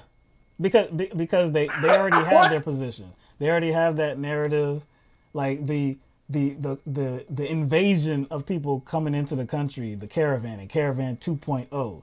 Like, we already know that these people are coming through the legal port of entry. They're not trying to escape or evade capture. They're trying to legally apply for asylum. How is that an invasion? Like, we know that most of them are not going to actually be granted the asylum or refugee status. They just don't. That's because they don't want to grant any of them asylum. They don't want to accept any immigrants. But it's an invasion. That's why they say the process is broken. And the process is broken because it's a process, period. And the ones that are already in the country are illegal because they overstayed their work visas. They came in legally. Yep. A lot of them by plane. Yeah. Mm-hmm. Yep. Well, however they got here, they did it with a permit. Yeah. Look, you have to lie, and you have to lie consistently, and you have to kind of change how you lie too. You can't keep it the same, because the truth is always going to crush it. It's just always going to crush it. So, I mean, they're good at it.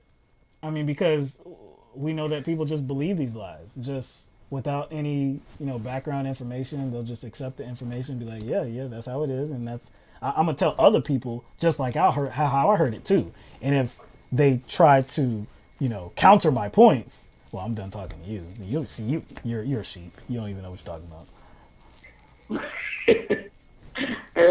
Okay, can I make a real sharp turn here? Sure. Okay.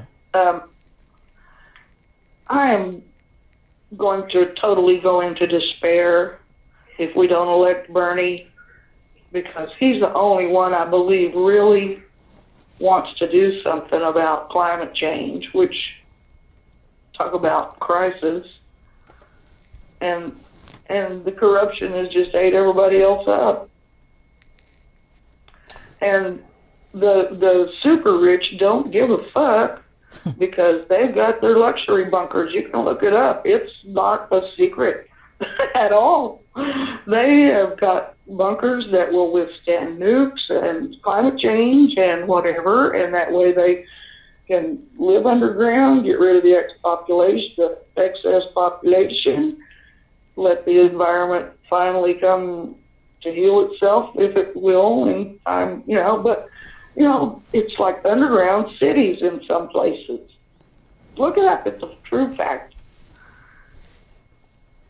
I don't think that was such a sharp turn. No, that wasn't that sharp of a turn. That's actually a pretty relevant topic to bring up. It was just like a curve. Yeah, it was like a curve. I mean, it was It's a relevant subject to bring up, considering we are talking about the wall and how it's affecting the discourse right now and affecting people's paycheck, and it could have an effect on the 2020 election. So now that wasn't such a sharp turn. I'm kind of with you. I'm wondering if he does drop his hat in, like who his running mate will be. You know, and I hope he does. Because really, like looking at the field now, I'm not really confident actually with anybody in the field. I mean, I do like Warren, but I mean Bernie. I'm talking about just in comparison. She definitely has some flaws. She definitely has some flaws, and she definitely has a tendency to kind of stand up for capitalism way too much, and so we don't really need that. We need somebody who actually challenges capitalism. I think Bernie is really the only one who genuinely does that. I mean, he has flaws too, but he is on a different level than anybody that's like running right now. So the thing about Warren is when it really, really gets down to the crunch and matters, she's just not there. You know, she's just nowhere to be seen when it matters. Yeah, well, we can. With her friend. Again, like Mike said, he hasn't dropped his hat in yet. A lot of people want him to do so. It will be interesting, and like you were talking about with his running mate, I think that will definitely be key because Bernie is about 80 years old. I don't expect him to die. You know, I don't expect him to die, but a lot of people will be like, okay, it's at least possible. So who is going to be your running mate in the chance that something happens where you can't continue on as president? So that will be important. I do think that if he ends up winning, I think it'll be more than just about Bernie. I think that would almost elevate any progressive that kind of co-sign his platform. I think the visibility of those people will just, you know what I mean? And it just might strengthen their backbones. It could, because he sets the narrative, like, and he can't. Promote, yeah, but I mean, seeing the support he gets, and and he's a winner, so I'm on his side. I am very curious. I'm interested in seeing the reaction of a Bernie Sanders presidency. I want to see, I guess, those on the establishment side as far as Democrats. I want to see them squirm. I want to see them squirm a bit, because then they would almost be forced into a position where they have to be left. But see, they have already adopted a lot of his positions. Yeah, exactly. That's what I'm saying. I'm saying they would have to be on that. They almost have no choice but to attach themselves to whoever the Democratic president is, if they're a Democrat, and then I would love to see the right wing reaction. Yeah. So plus he can have a huge impact on the party. Yeah. The party structure. If he was actually president. If he's elected, it's a slim chance. I think they would rather kill him than let him win. But anyway. Yeah. Well, we'll see. Yeah, we'll see. Thank you for calling in, guys. Appreciate it. Try to keep a chin up. I'm sorry I'm such a downer. No, you're good. We talk a lot about it. We talk a lot about it, so I know. It's just it's normal now. It's just realism, Okay, bye. All right. Okay, let's go to the next caller that's coming from 443. What's going on, fellas? It's Court. What's up, Court? What's up, Court? What's going on tonight? Same old shit, different day. Boys, how y'all doing tonight? Man, we all right. Man, we all right. We all right. I'm in good spirits, man. I got Cardi B in my head, man. Yeah, Cardi B, man, she be knocking motherfuckers out, don't she? I mean, she's just a pop star and everything, and I get it, but she shoots from the hip, son. Yeah. She shoots from the hip. So hey, whatever. I mean, I'm not gonna base my political philosophy off. No. Okay. But like, you can be like, yeah, Cardi. Leave it right there. I'm not gonna take it further. You said something. You said something correct, but it's like I can't get the other stuff I've seen her say out of my head. I just can't. So I want to be like, let's hear more from Cardi. No, I'm not doing that. I don't. I just can't get all the other stuff out of my head that I've seen her say and Snapchat and like no. No. But yeah. You good on that one, but nah, it's like, you know, she's a pop star, okay, so she just happens to have a more progressive viewpoint. It doesn't mean that she knows anything in depth or she has any kind of real knowledge about politics. It just means that she agrees with mostly what progressive people would say. I mean, that's pretty much all you can go with. But I do like the way you guys seen that. Have you seen the Twitter? It's a Twitter thing where this person made this like official White House letterhead where Nancy Pelosi tells Trump, you know, and like this most like she tells him in the most like proper way to eat shit, and then she signs it, Fancy Pelosi, level 35 boss. But she will dog walk him. Yeah, like level 35 boss. Yeah, 34. Now I saw the dog walking thing, but I didn't see that letter. She said level 35 boss, signed Fancy Pelosi. I was like, get the fuck. I was like, yeah, that shit works. That shit works, man. Because like as soon as I get on Reddit these days, it's either Nathan Phillips is a bastard or it's Alexandria Ocasio-Cortez is a liar, right? That's all I see, and I'm confronting people left and right, you know. And I've come down to this one question with AOC. It's like when I see somebody talk shit on AOC because some people say she lied, some people they say she misquoted. Now the accurate statement is she misquoted. She makes a mistake. She makes a misstatement. That's true. You know, like that's just the truth. But I asked him, I'm like, why are you attacking the woman who's helping the little people, and how do you benefit from it? I've only had 2 people answer that question, and I've had like 30 or 40 people post bullshit articles. Like there was a WAPO article today with some dude named Kessler who did some kind of fact check or some shit, and like he found one of her misstatements, and you know WAPO runs it like it's like she's this big bald-faced liar. It's not true. Like all she did was she made a mistake. She made a mistake, and a lot of left-wing progressives, God bless them, they want to virtue signal. They want to act like, you know, we're so hard on our team and we're all about accountability. They will shit all over AOC, and I'm like, stop cutting your nose off to spite your fucking face. There's a difference between a lie and there's a difference between a misstatement.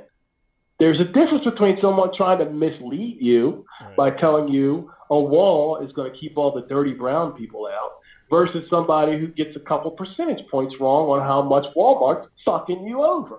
Right. You know what I'm saying? Like this is easy math, man. And I'm like, please, people, stop with the bullshit. If you really are progressive, you know damn well AOC is in our corner. She's in our corner, and that's just the bottom line. I'm sorry that she's young, and I'm sorry that she's new, and I'm sorry that she makes a couple of mistakes when she says stuff. It does not make her a liar. It does not mean she's trying to mislead the public, and she's sticking up for us. Why don't people get that? But see, that's the human way, man.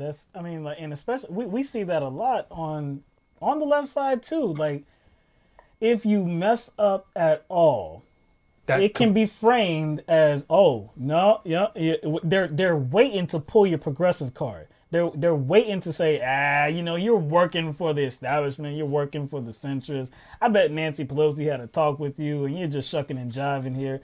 I don't know what is that calling that you have to frame somebody as somebody that's not working to actually help you. We haven't actually seen any evidence that she's compromised, or that she's like faking and she's not actually going to do or actually try to do what she said she was going to try to do when she was on her campaign. And after that campaign, and you know, when she got into office, she's still doing these like Twitter videos and Instagram live videos, and she actually giving us, you know, a taste of like what Congress is. A taste of what Congress behind is. The scenes. Yeah, yeah. So I don't know what it is, man. But people are just like that, man. Like we've gone through that. You know, we don't when we had that break, when we had that break from 2000. What was it? End of 2007, end of 2016 to like August of 2017. we had some comments like, "Oh, see, you took some money from the establishment. That's why you went away." And like, okay, man. I'm just making All up right. stuff. Okay, Man. yeah, that's what happened, man. Yeah. Mm-hmm. I think what it is people don't ask critical questions about, especially when it comes to you got to question your side. See, like you do have to question your side, but you got to question it critically. You don't go out there and you don't listen to a WAPO article written by some left-wing establishment plutocrat, really, Kessler. From what I understand, he's just this plutocrat who doesn't want to see the boat rocked at all. You don't sit there and question that dude uncritically. You make sure that the questions you ask bring you to a couple things. What's his motive? Who does it benefit? And if it were to go down like they wanted it to, how does that affect you? Or how does that affect people that you agree with? And that's what I don't think the left asks. I think the left is like, and see, here's the thing. Life kind of has a left-wing bias. It really does. Like, you can be a dick or you can be a nice person. Sometimes, if you're a dick, it works out. Most of the time, if you're a nice person, it will work out. And that's the difference between left and right. Right is the dickhead. Every now and again, you got to be the dickhead. It sucks, but it's true. Most of the time, you don't got to be the dickhead. You just got to be a nice person and look out for your fellow, man. Look out for your fellow human being. But see, since motherfuckers don't want to look at it from that perspective, they just immediately go, oh, well, see, AOC made a mistake. She's obviously a liar. She's going to fuck us all over. We got to get rid of her now. So then you get rid of the one candidate that actually said, I think that the smaller, little people in America are being neglected, and we got to get this information out there. She might not get the information out there perfectly. She might not get the information out there in the way that you want to see it put out there, but she's getting it out there, and you gotta support her. If you don't support somebody, I shouldn't say you gotta, but I should say if you looked at it analytically, if you analyzed it correctly and you did it critically, you would understand that AOC is like Bernie Sanders, gives a shit about you even though you're not rich, and that should give her a lot of leverage. You know what I mean? We've said it before too. If you withdraw your support of somebody like Alexandria Ocasio-Cortez, who is your candidate now? Like who are you willing to support if Alexandria Ocasio-Cortez is like too far at this point? Like, no, she's compromised. No, we see too many bad things. But who possibly is good enough for you if she's not? And I think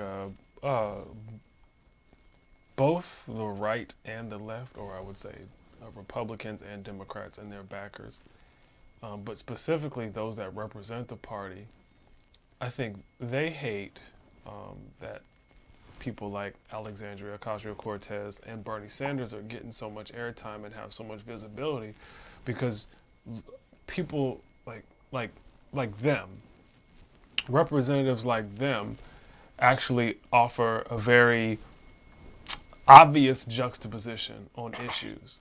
Like, you see what I'm saying? Their existence actually shows that the Democrats they don't walk it like they talk it. And the existence of Alexandria Ocasio-Cortez and her visibility and her just her being who she is and being very ambitious, being very outward with her, her politics, and not being afraid to share her thoughts and clap back at people, along with having sound positions. I think the right hates that, not just because she's a woman, but their entire rhetorical agenda has been about, we're for the American people, we're for the working person, we're for middle America, we're for Joe Schmo, we're for this. But then Alexandria Ocasio-Cortez and Bernie Sanders kind of shows everybody that that's definitely not true. Because if you were really about that, you would be lifting up people like Bernie, people like Alexandria Cortez, and not bashing them. But that's socialist. That's communist. That's just a buzzword. Yes. They use those buzzwords because they know people fear those buzzwords. And I hate the way that's my Noam Chomsky bit, because I hate the way that Reagan took those left wing terms, socialism and communism, and turned them into dirty words. Just like progressive is a dirty word and social justice warrior is a dirty word. It's because these crazy motherfuckers have taken the positive words that you can use to describe an alternative to their very racist, xenophobic, greedy, plutocratic system of government, and they've turned them into epithets. And it's bullshit, because if you sat down and you took a fucking minute to like this one, some of my family is Trump supporters, right? And some of them like to send shit on Facebook, and they like to send shit with Steve King talking about how Joseph Stalin killed 60 million people and he was a socialist. You're a fucking liar. Joseph Stalin wasn't a socialist. He was a right-wing dictator. Just because he called himself a fucking socialist, that doesn't mean he's a fucking socialist. And I can prove it by another country, the Democratic Republic of North Korea. Yes. Do you think that motherfucker is a democratic republic? Honestly, they use that name because stupid ass people who listen to motherfuckers like Reagan are like, well, since he calls himself a democratic republic, well, democratic republics must be bad. Well, okay, that's it. Then they're all bad. That's it. Every democratic republic is run by Kim Jong-un. You see what I'm saying? Like, that's the level of stupidity and laziness that we are dealing with the average person. Like, they really just don't look deep into shit. If you want to identify the right-wing dictatorship, look at how many people die. If you want to identify the right-wing dictatorship, look at how few people have enough money to survive. If you want to see the right-wing dictatorship, just observe how the government doesn't fucking function like ours doesn't fucking function. You will find the right-wing dictatorship. And see, that's why lies are so impactful in our society, man. I mean, that's what they have to do to convince people. They can't deal with the truth. They have to lie, and they have to be more elaborate than the last lie that they told. And too many of us will actually fall for it. I don't know how to rectify that. Like, that's a problem that will take generations to actually rectify, because I think it starts from childhood ages. We are taught just to stay in this system. Don't actually buck the system. Just to stay in the system. Performing your civic duty, right? But perform your civic duty and uphold the system that we still have. Don't really educate yourself about what's actually going on in this country and in the world, our effect that we have on the world. No, let's just keep this thing moving. Let's just keep this thing moving, and then we'll cause a little bit of change. Things will get better, but it'll take some time. And I think that's what everybody expects. Will, you really hit a nerve with me, man, because my mother used to say that, and my mother gave me, God rest her soul, she gave me my debate style. She gave me my argumentative style, and she was the one who always challenged me on my beliefs. Right. And she would say, you can't buck the system. She would always say that. She would say, you can't buck the system. And I would think to myself, well, listen, Mom, if you can't buck the system, how do you get ahead of it? Because they're going to keep you down no matter what you say. You know what I mean? Like, if you go out and you pull a Nat Turner, you'll get killed. Right? If you go out and you pull an AOC, they'll fucking smear you.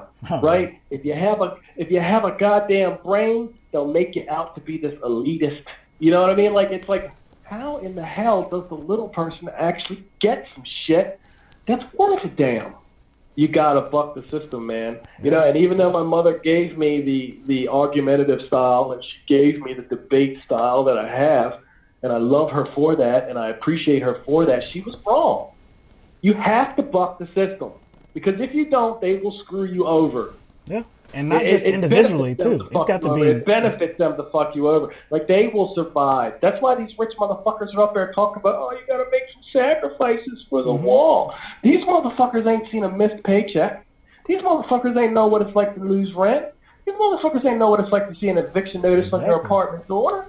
They don't know what the fuck that shit's about, and that's the system, and you have to buck it. And if you don't, you're the one who's you're gonna lose. Those motherfuckers gonna lose. That's why it has to be collective. Like, it has to be. It can't just be a drop here or drop here. That actually, like, hey, we got to make some moves. We got to become something like a Alexandria Ocasio-Cortez. Like, she's not gonna be enough. Like, collectively, we have to impart that on today's youth, and they have to come up in that kind of education. Like, because if they don't, things are just gonna continue just the way as they are. Yeah, I think I mentioned it in another broadcast, but if you look at the top business programs in the United States, at the universities, they're not teaching like any kind of, I guess, economic policies that would speak to economic equality. They speak to capitalism. Exactly. Oh, yeah. You don't learn business ethics up at Wharton, son. You don't learn business ethics at Wharton. You learn finance, rich, man. Straight up. You know what I mean? That's what you learn, and that's who gets paid when you go to college. You know, when these right-wing some bitches talk about, oh, these kids go to college, they learn a whole bunch of stuff that isn't valuable. You know what they're really saying? They're saying some of these kids go to college with the idea that they're going to study the arts and the humanities, and they're going to contribute to society, and those are the ones who are stupid. That's what they're saying. And they're saying that the other ones, a very few of them, are going to go to college and they're going to study business and finance. And those are the ones who are smart. And if that's what your society admires, your society is fucked. If you can't pay a teacher a salary enough to keep them happy while they fucking teach your goddamn children, you deserve what you get. And that's bucking the system, son. That's bucking the system. All right. Well, we only got about a minute left, so definitely want to thank you for calling in, Court, and letting everybody hear your voice, man. We always appreciate it. All right, fellas. Y'all have a good night. I appreciate you taking the call, and I'll talk to you later. All right, man. Peace out. Have a good weekend. Peace out.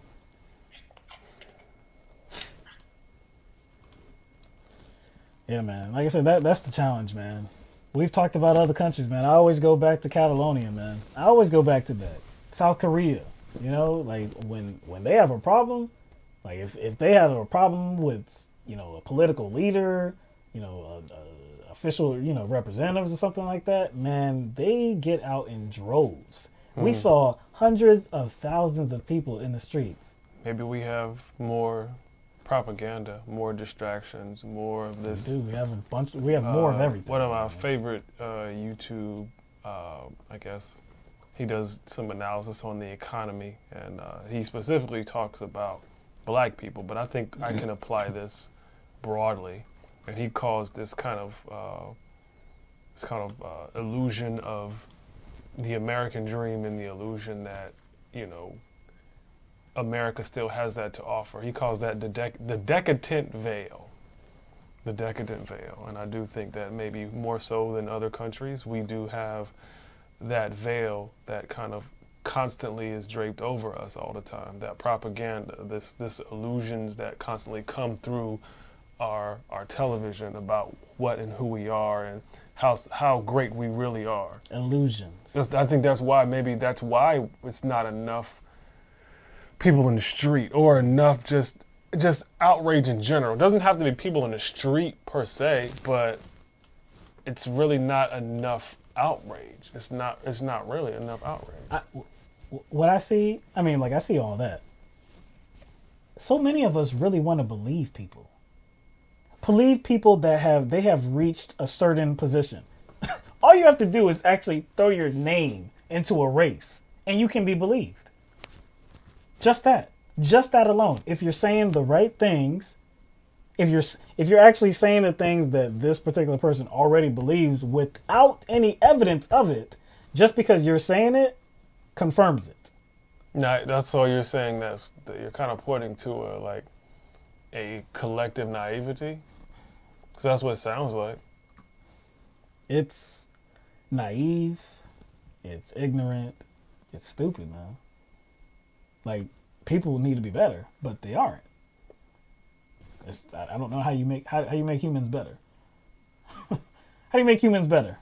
It's hard to make humans better, I guess, when there's so much heavy influence on consumerism. I think that's part of it. It's hard to be better in a system like this because we're born into it. Yeah. And so much of our self-worth is tied into it. So, and it's automatic. This system is moving by itself now. I mean, it's already entrenched. And so it's like at each level, you know, we can talk about the lack of empathy, like from like the top people, top wealth, like the clip we played with Laura Trump, and it kind of connects to something Court was talking about, and how they've never had to suffer, so they can get up here and talk about, oh, these other people are making a sacrifice, and just be very flippant about it because they're not suffering. Right. But I think it's very irresponsible to just talk about that as if it is somehow, it's not a spectrum. Like it's just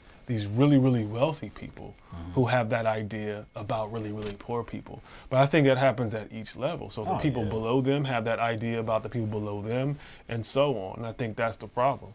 You don't want to be the lowest rung on the ladder. Yeah, you don't. You know, there's a lot of people who, and it's just there's a lot of people in this country who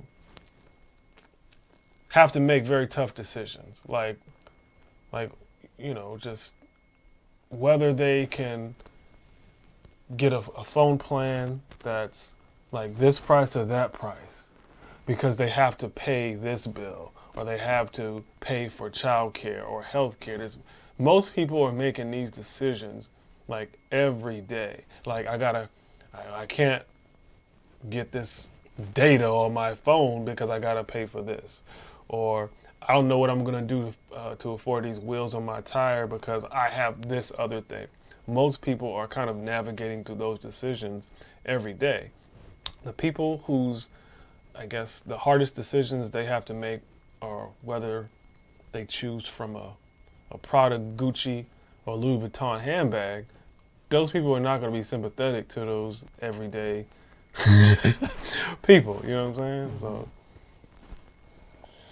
I agree, man. You know, just to go back to one thing that Court said, well, he was talking about Nancy Pelosi, man, and just talking about, you know, that Reddit, you know, the fake, letter he was saying. Look, Nancy Pelosi is not somebody I wholeheartedly support. On certain things, I do, right? I don't believe there was a better candidate to become the speaker. Well, you know what? No. I don't think there was a better candidate that was actually trying to become Speaker of the House, right? I think she was the best candidate that was trying to become Speaker of the House. I like her style. Just on the surface. Just the style. You just surface. wish that she used that style to promote more leftist politics. Exactly. So it's like we can't hate on the style. No. And so we separate that. Right. It's not the style, which you cannot argue. She is very effective. It's just that I wish she would kind of utilize that style to promote progressivism more. Right. So I see what you're saying. You're just compartmentalizing those two things. Like I said, the style of her politics is very effective. And like you said, if she would just use that more to benefit others, more to benefit the lowest among us, the middle among us, you know, it would come off so much better, you know. But when you do see her and her responses to Trump, it's like, man, she got some back. she puts her back into it without being backbone. Yeah. I would say backbone. No. I don't mean backbone. She got some back, like attitude. Oh, okay, back. It's just the way. Because you know what I'm saying, I'm just saying, when I say she got back. Oh, no. You talking about, no. This is the way I'm like, I just remember how we used to use the word back. Oh, yeah. Back in the day. No. It just sounded wrong. No. Like back, like put your back in, you got some attitude. You know what I'm saying? That's what I'm talking about. Not the southern hemisphere. Oh, like she got a bubble. Not talking about that whatsoever. She is too many years older than I am. AJ nothing but a number. I mean, yeah, okay. All right. Okay. I know, right? People be saying that way too much, dog. I will say that I remember back in high school. I don't know if it was high school. It might have been middle school, but I remember seeing a magazine with Tina Turner in it, and her leg. You know, she had a short dress on. Her legs. Tina Turner has some nice legs, even back then, man. Oh yeah, she did, man. And she was. did. And I think she was in her 50s back then. Yeah, I mean, she had some nice legs. She would be like, I mean, if you on stage for hours, if you on stage for hours, man, your legs gonna be toned. Yeah. But she would be chopping her legs. She was working. Chopping. She was working, man. All right, man. And her arms too. Yeah, she was. She was in shape. Up until she was 50, it wasn't just her legs, but her arms are pretty toned too. I just saw that movie, like maybe in the last week. Oh yeah. Damn, I forgot about that. Yeah, man. Eat the cake, anime. Sorry. Why is that part always? Why is that the part that sticks out, man? Boy, that was that was a movie. But all right, yeah, I think we got everything. Do want to definitely throw a shout out to all of our callers for calling in, being a part of the stream. That's Court, Trudy, and Will. Thank you very much for calling in, and we hope to hear from you once again next week. Okay, and we do have some contributors in the super chat. So Trudy, one of our callers, she said Trump's last State of the Union was all lies anyway. And yeah. I remember one thing about that State of the Union. And you remember I wrote it down too. Well, I wrote down a lot, but there was one thing that he said was going to be like a primary objective for him, and it was lowering the cost of prescriptions. That was a year ago. I just saw something on I heard him say something about it recently. Because he was talking about the Democrats and, hey, see, and today we just lowered the cost of prescriptions. And I looked it up briefly. I didn't see anything. I saw some talk, but I didn't actually see something that he signed that will actually do something. I could be wrong. I hope that I am wrong. There's new talk about Trump using a national emergency to end the shutdown. What does that do with prescription drugs? I know, I'm just saying, like... Let's see that has anything to do with prescription drug coverage, but... Of course not, because he wasn't telling the truth. He was just kind of saying that to get through. Republican, the possibility that Trump might declare a national emergency so that he could gain access to funds. All I'm seeing is talk. So there's been talk about it. So yeah, exactly. Like, so again, it's been a year. It's been a year. While the government was open too. The government was open for a year, and nothing happened. Because he was bullshitting. Of course he was bullshitting. He was just using that as kind of a talking point to make it seem like, hey, I'm a reasonable guy. I'm gonna offer you some reasonable things, even though I'm a draconian prince.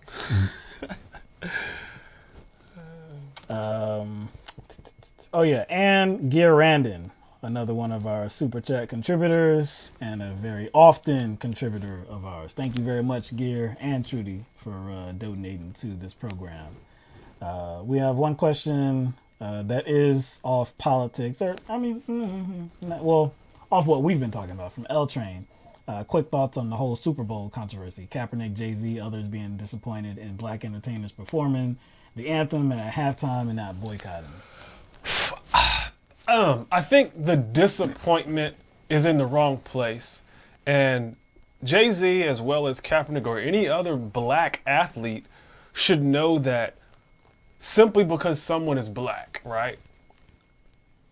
Like, it doesn't necessarily mean they have a certain consciousness. So you can't expect a black entertainer to automatically have a particular conscious or the same conscious of you, or just be socially conscious. Mm-hmm. Like, I've already gotten over that. And I do think I guess corporations and I think venues like the Super Bowl will go after certain people because they know they don't care. they went after whatever his face was for the Super Bowl. Who was it? Was it 21 Savage? Was that 21 Savage, L Train, who wanted to do the Super Bowl and he agreed to do the Super Bowl? I'm not sure if it's been like solidified. I'm not sure. I thought Travis Scott was doing it. Travis Scott, that's what it is. Sorry, Travis Scott. Keep on saying John. But like if you ever heard Travis Scott talk about issues, he doesn't care. Like he's projected certain ideas and thoughts that wouldn't lead anyone to believe that they're socially conscious. So they purposely went after him because he's not on that train of that boycott train or any kind of train that would give us an indication that he is on some sort of woke tip or he's socially conscious. So they purposely went after him. And so I say, Travis Scott, get your money. I don't care. I understand that just because he's black is not going to mean he's going to be socially conscious. And I think it's just wrong for Jay-Z or any other artist who may consider themselves socially conscious to try to kind of force people to be something that they have never represented or who they never were.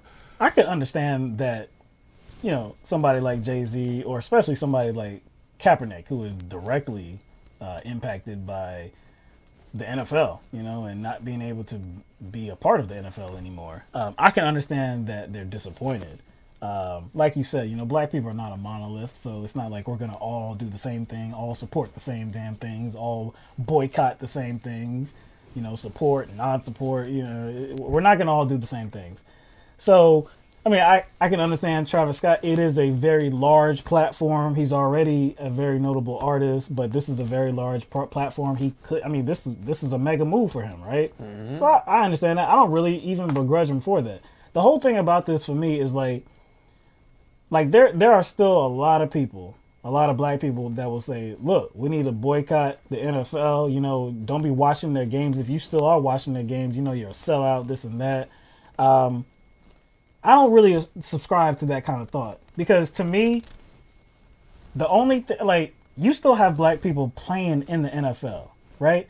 So to not support a sport where the sport is dominated by black players, you're not supporting those black players. For you to boycott them, then you are boycotting the black players that are still a part of that organization. And if something really meaningful was really going to be done on this, then the players would have to strike. The players would have to leave. And to me, I understand the boycott. I don't disagree with it. I think there's a larger issue here with us trying to commodify our activism. That's the bigger issue. And so we shouldn't have to look to boycott things because then it helps in a sense. It sends a message, but it's just kind of still gets us on this path where we're constantly showing what we're for or what we're against based on what we buy or based on what we don't buy. Now, if we're going to look at the larger picture of boycotting the NFL and possibly hurting the players that play in the NFL, I think it's important to mention where a lot of these NFL owners put their money and what party they donate to.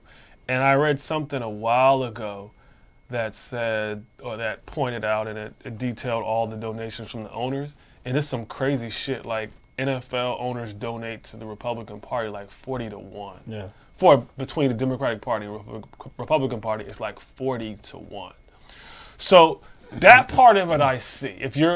People are looking at the larger picture of it, and I think that may be the conundrum people are in. They're probably looking at it from your perspective, hey, there's black players that play in the NFL, so I can't ignore that. But then on the other side, possibly supporting the NFL or any other sport for that matter may end up enabling certain political policies and political initiatives that Republicans push, like your girl Betsy DeVos. Right. Either she has a brother, I think her brother or somebody owns the Magic. Mm-hmm. So all that money that goes into that organization, where does it go?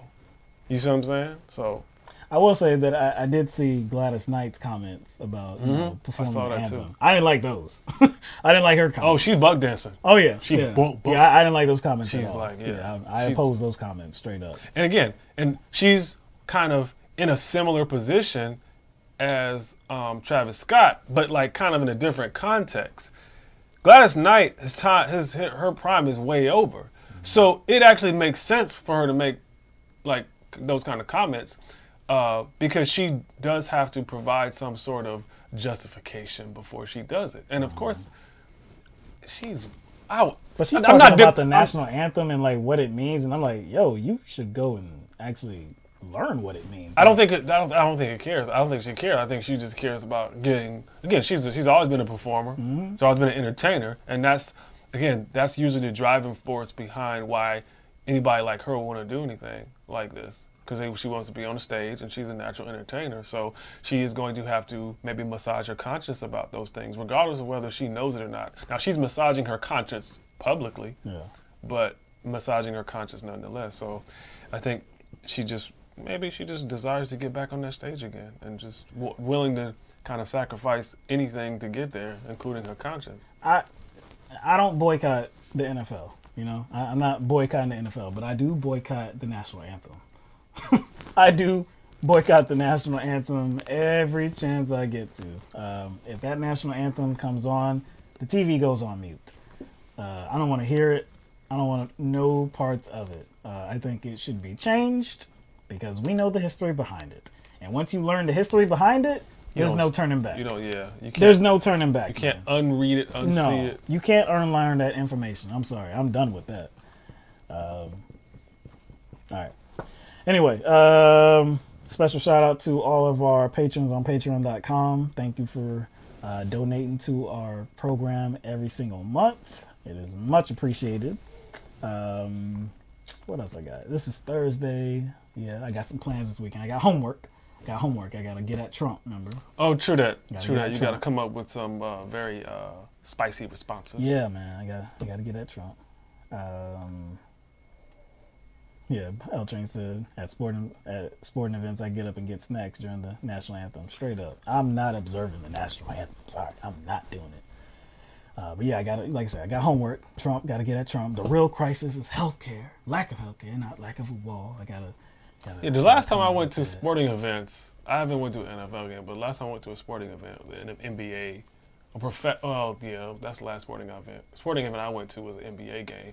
I didn't stand up. No. I didn't, make a spot. I didn't kneel. I didn't do all that, but I sure as hell didn't stand up. I'm not. There's no way I'm doing that, man. One more time for Mike. One more time for Mike.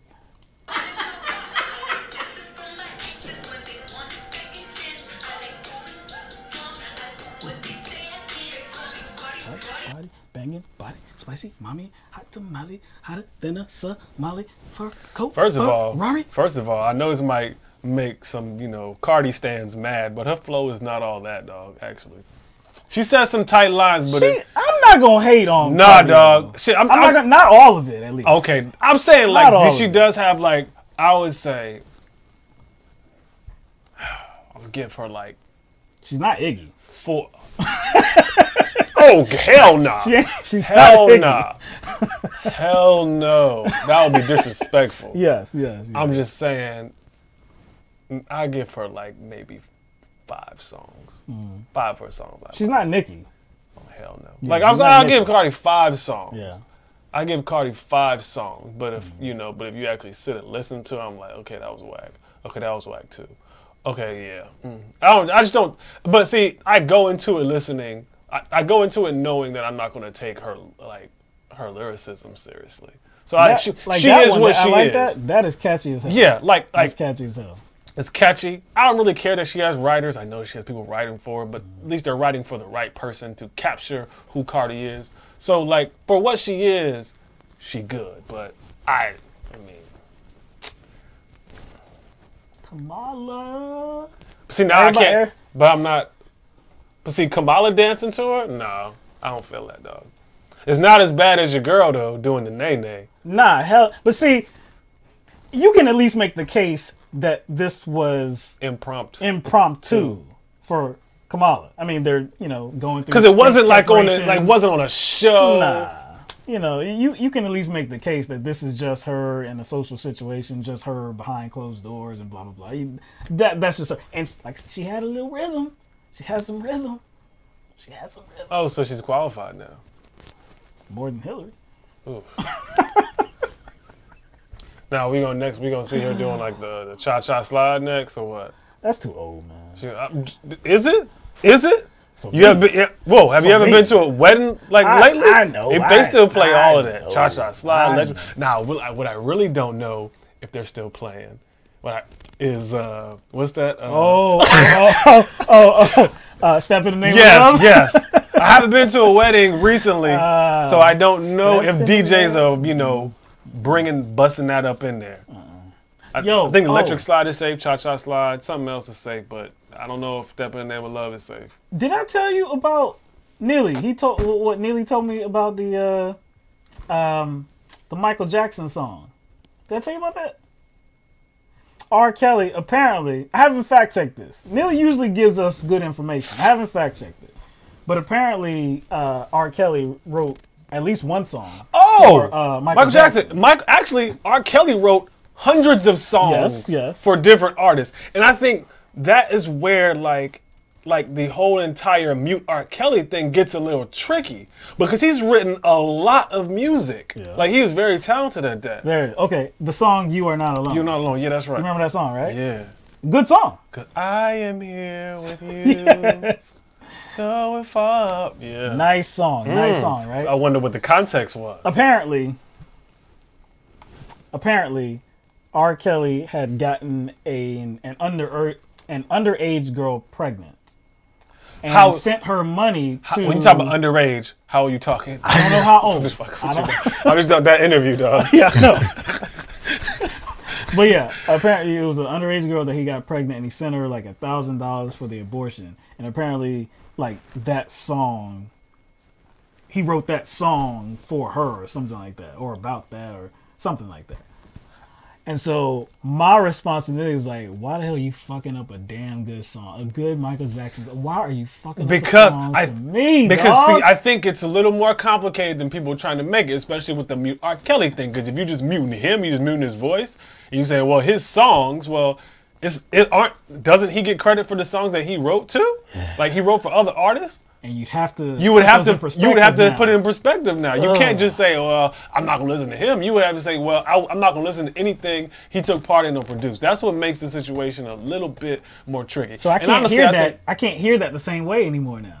I can't hear it the same way either. But like honestly, I mean, a lot of people might get mad at me for this, but I think this situation it's like a triangulation of a lot of different issues. It's not just toxic masculinity or predatory behavior that is exhibited by someone in power. I think it's way deeper than that. 'Cause like I'm not giving him cover, but like he has a history of being abused too. You know what I'm saying? But I think two different people. Apparently, there was something about his family life where they didn't handle that. We also have a case where we have a lot of people who are in economically vulnerable positions who are trying to get their daughters put on. So a lot of this has to do with economic vulnerabilities. Right. Because you know how his whole thing was like getting these girls to call him daddy and stuff like that. That's just not about some fetish. That's just about, I got paper and I can take you away from your daddy. You see what I'm saying? So there's a lot of, I guess, materialism and consumerism involved in this too, because you know what I'm saying? Because his past, his childhood, and stuff like that. I get all there's that. a lot of factors going into. You do have to consider all that, but he's a grown ass man too. Yeah, but see, taking it to a simple standpoint, he a grown ass man. But like looking at the like all these broader circumstances that kind of came together to create not create R. Kelly, but make R. Kelly's behavior, I guess, more easier. You know what I'm saying? Make it easier on him to behave in that way. When I see this mug in a Chicago nightclub, like the day after the docu-series was on Lifetime, and he's over here just chumming it up on stage this is somebody that is just just blatant in his actions, and it's like, man, who cares? I have a the thing. Yeah. What tells me about, again, if the docu-series reveals some things that people need to know, fine. But what tells me, like, the docu-series was a little disingenuous to me because of the people that they featured in it. You see what I'm saying? Like, they should have got some clean people. Sparkle, sorry, she's not clean. Charlemagne the God is not clean. Why is he in that docu-series? Have you heard some of the things he said? Yeah. Especially about the tape. Talk about R. Kelly taught me a lot. Have you heard him talk about the P tape? Like, and all the other stuff. Why they have Torre? Well, I'm just saying. I think that to me, like, they were a little bit hasty about how they wanted to put this out, because if they were concerned with kind of addressing these issues, they would have paid more attention to who they had presenting it. That's all. It could have came off better. I'll give you that. But the stories from the actual people that were affected by him, like directly affected by them, that's what. And guess what? And people, excuse me for having a more broader perspective of it. But if he go down, but we don't talk about like all the other people, all the aunties and all the uncles and all the mothers and fathers that were like that enabled him. To me, it's like it's empty, because yes, he as an individual should suffer the consequences and face consequences for what he did, but like, let's not act like there's not this kind of, let's send our daughters here. I forgot I forgot what it's called, but a lot of people send their daughters places in hopes that they will get pregnant and cuff people. Yeah, you see what I'm saying? But like, you're never gonna do anything about that. Well, in a lot of these people, like a lot of these parents didn't really care. But see, you can't do anything about that. You can't. You can't do anything. What can you do legislatively or anything? What could you do? I think this is bigger than like legislation. You're just talking about law. I'm just talking about like correcting social behavior. You see what I'm saying? That's all I'm saying. Like, so if we're just gonna be like, let's hold R. Kelly accountable. Oh yeah, I'm all for that. But let's not act like there wasn't many people who enabled this. Like, you know what I'm saying? Criminally, there's only one guy that you're gonna hold responsible. Oh really? So if you knowingly send your child somewhere where, like, even after all this stuff came out, even after, like, the first time, this is not the first trial. This is not the first trial. He got off. So after he got off, hard case, man. I'm just saying. That's gonna be a hard case. No. After he got off, after we knew all about this stuff, after everybody in the world saw the tape, there was people still willing to work with him. There were parents still willing to work with him. There were parents still willing to send their kids and their daughters to work with him. That's all I'm saying. But I'm not legally. I'm not talking about legally. Well, that's what I'm talking about. I'm not distancing them from guilt. I'm not distancing them for some kind of culpability here. But I'm talking about, in the eyes of the law, like, who you go after. You go after R. Kelly, because if you go after those family members that are putting their children in those circumstances, you're gonna have to make the very difficult case of, like, they knew what was gonna happen. But you're gonna have to establish that as a fact. I'm not really concerned about legality. I'm just talking about the broader conversation surrounding this issue. And actually, maybe I should talk about it legally, because he's going to have an opportunity, and his lawyers are going to have an opportunity to bring all that up. So I'm looking at it also, not just from a social perspective. That would help him. How did he get off last time? All I'm saying is, it's different when we're outside of the courtroom. It's easy to talk about. It's come to an easy conclusion about R. Kelly. But see, R. Kelly is not going to, like, take this lightly. Like, he is backed into a corner, and people are going to do anything that they can when they're backed into a corner. And it's not going to look pretty when this trial comes. How do you think he got off last time? Like, people need to, like, remember that shit. So if you're looking at his lawyers and how they're going to attack it, now he's going to want them to attack it, all that is going to come up during the trial. It may not matter to anybody else, and it may just matter if we're talking about, like, if we're having a larger conversation about how R. Kelly was enabled by the industry and those surrounding him, and, you know, some of the people, some of the loved ones of these girls, whatever. That's all that stuff is going to be brought up in trial. They are going to try to muddy the waters. All that stuff is going to come up and it's not going to be pretty. He's going to try everything he can to get off. I'm telling you, it's not going to be pretty, man. All right. That's all we got. All right. Yeah. So we hope everybody had a good experience here tonight with us, and we hope we provided you with some education and entertainment. That's the way that we like to do it. So the next program will be on Tuesday, which, okay, hold on. Today's the 34th day of the shutdown. Is that right? 34th? Yeah. I said 34th? So it'll be the 39th day. The 39th day, man. 39th day of the shutdown. And it looks like that's going to happen. Doesn't look like anything's holding that up. I do wonder, again, I don't know. I haven't heard, well, before we came on the show, I only saw a CNN report that Trump was looking into actually declaring a national emergency and using the funds, identifying the funds and actually using those funds. So 5 days from now, you know, we don't know what that's going to look like. We don't know if he's actually going to try it or not. But I'm sure there'll be much to talk about on Tuesday. I'm sure of it, related to this shutdown and many other things. I'm very sure of it. Kamala Harris.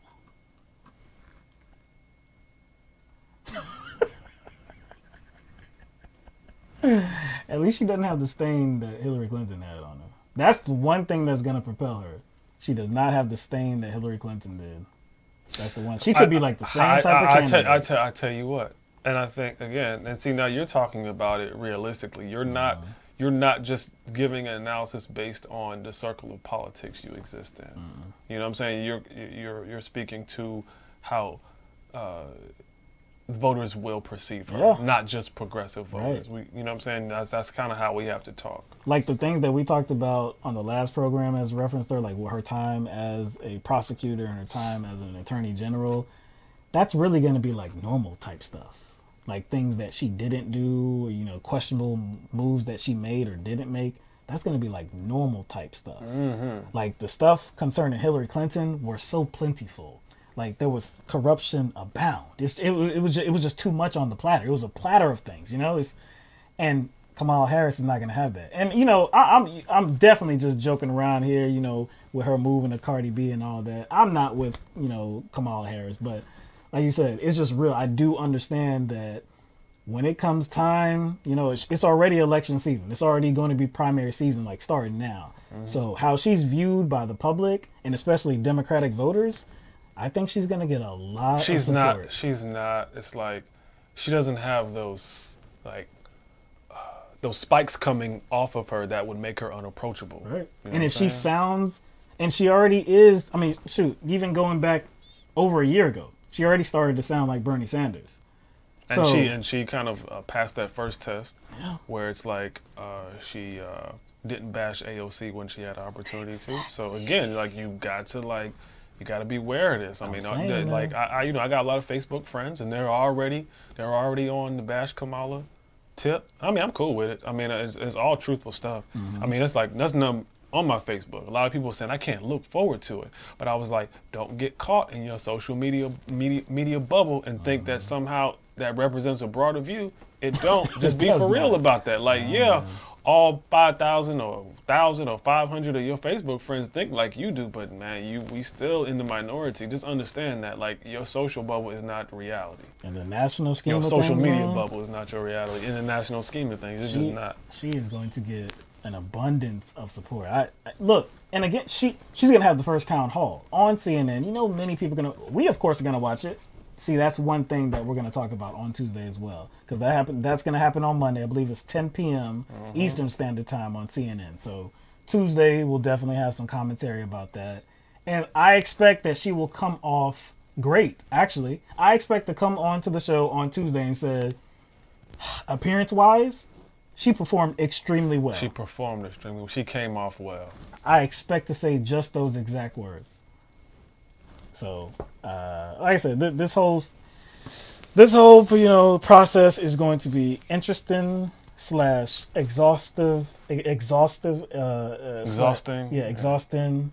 / frustrating / I feel that we're going to get actually I don't know. I almost feel like we might get into more battles with certain friends of ours or people we know on Facebook about this. You know what I'm saying? I almost feel like we're getting to more. I don't think they'll be as like. I don't think there won't be like Kamala bots. Right. The Kamala bots won't be as vicious as the Hill bots. It won't. It won't be. It won't be quite the same. Again, she's not as divisive of a figure as Hillary Clinton. She's not, man. She's just not. And I think that's not enough information for you to attach yourself to and be like, see, she's establishment, and there's just not enough there. Like we frame her that way, and like we believe that she is establishment, but there's just not a lot of meat on the bone, you know. So the attacks are gonna be limited, really. I think the attacks are gonna be limited. I think she's the front runner. What do you think? It looks like that to me, man. I think she's the front runner, man. It looks like that to me. Anyway, all right, everybody. Unless Bernie gets in. Unless Bernie gets in, that we don't know what that would look like in 2019, 2020. You know, I know he still has much support.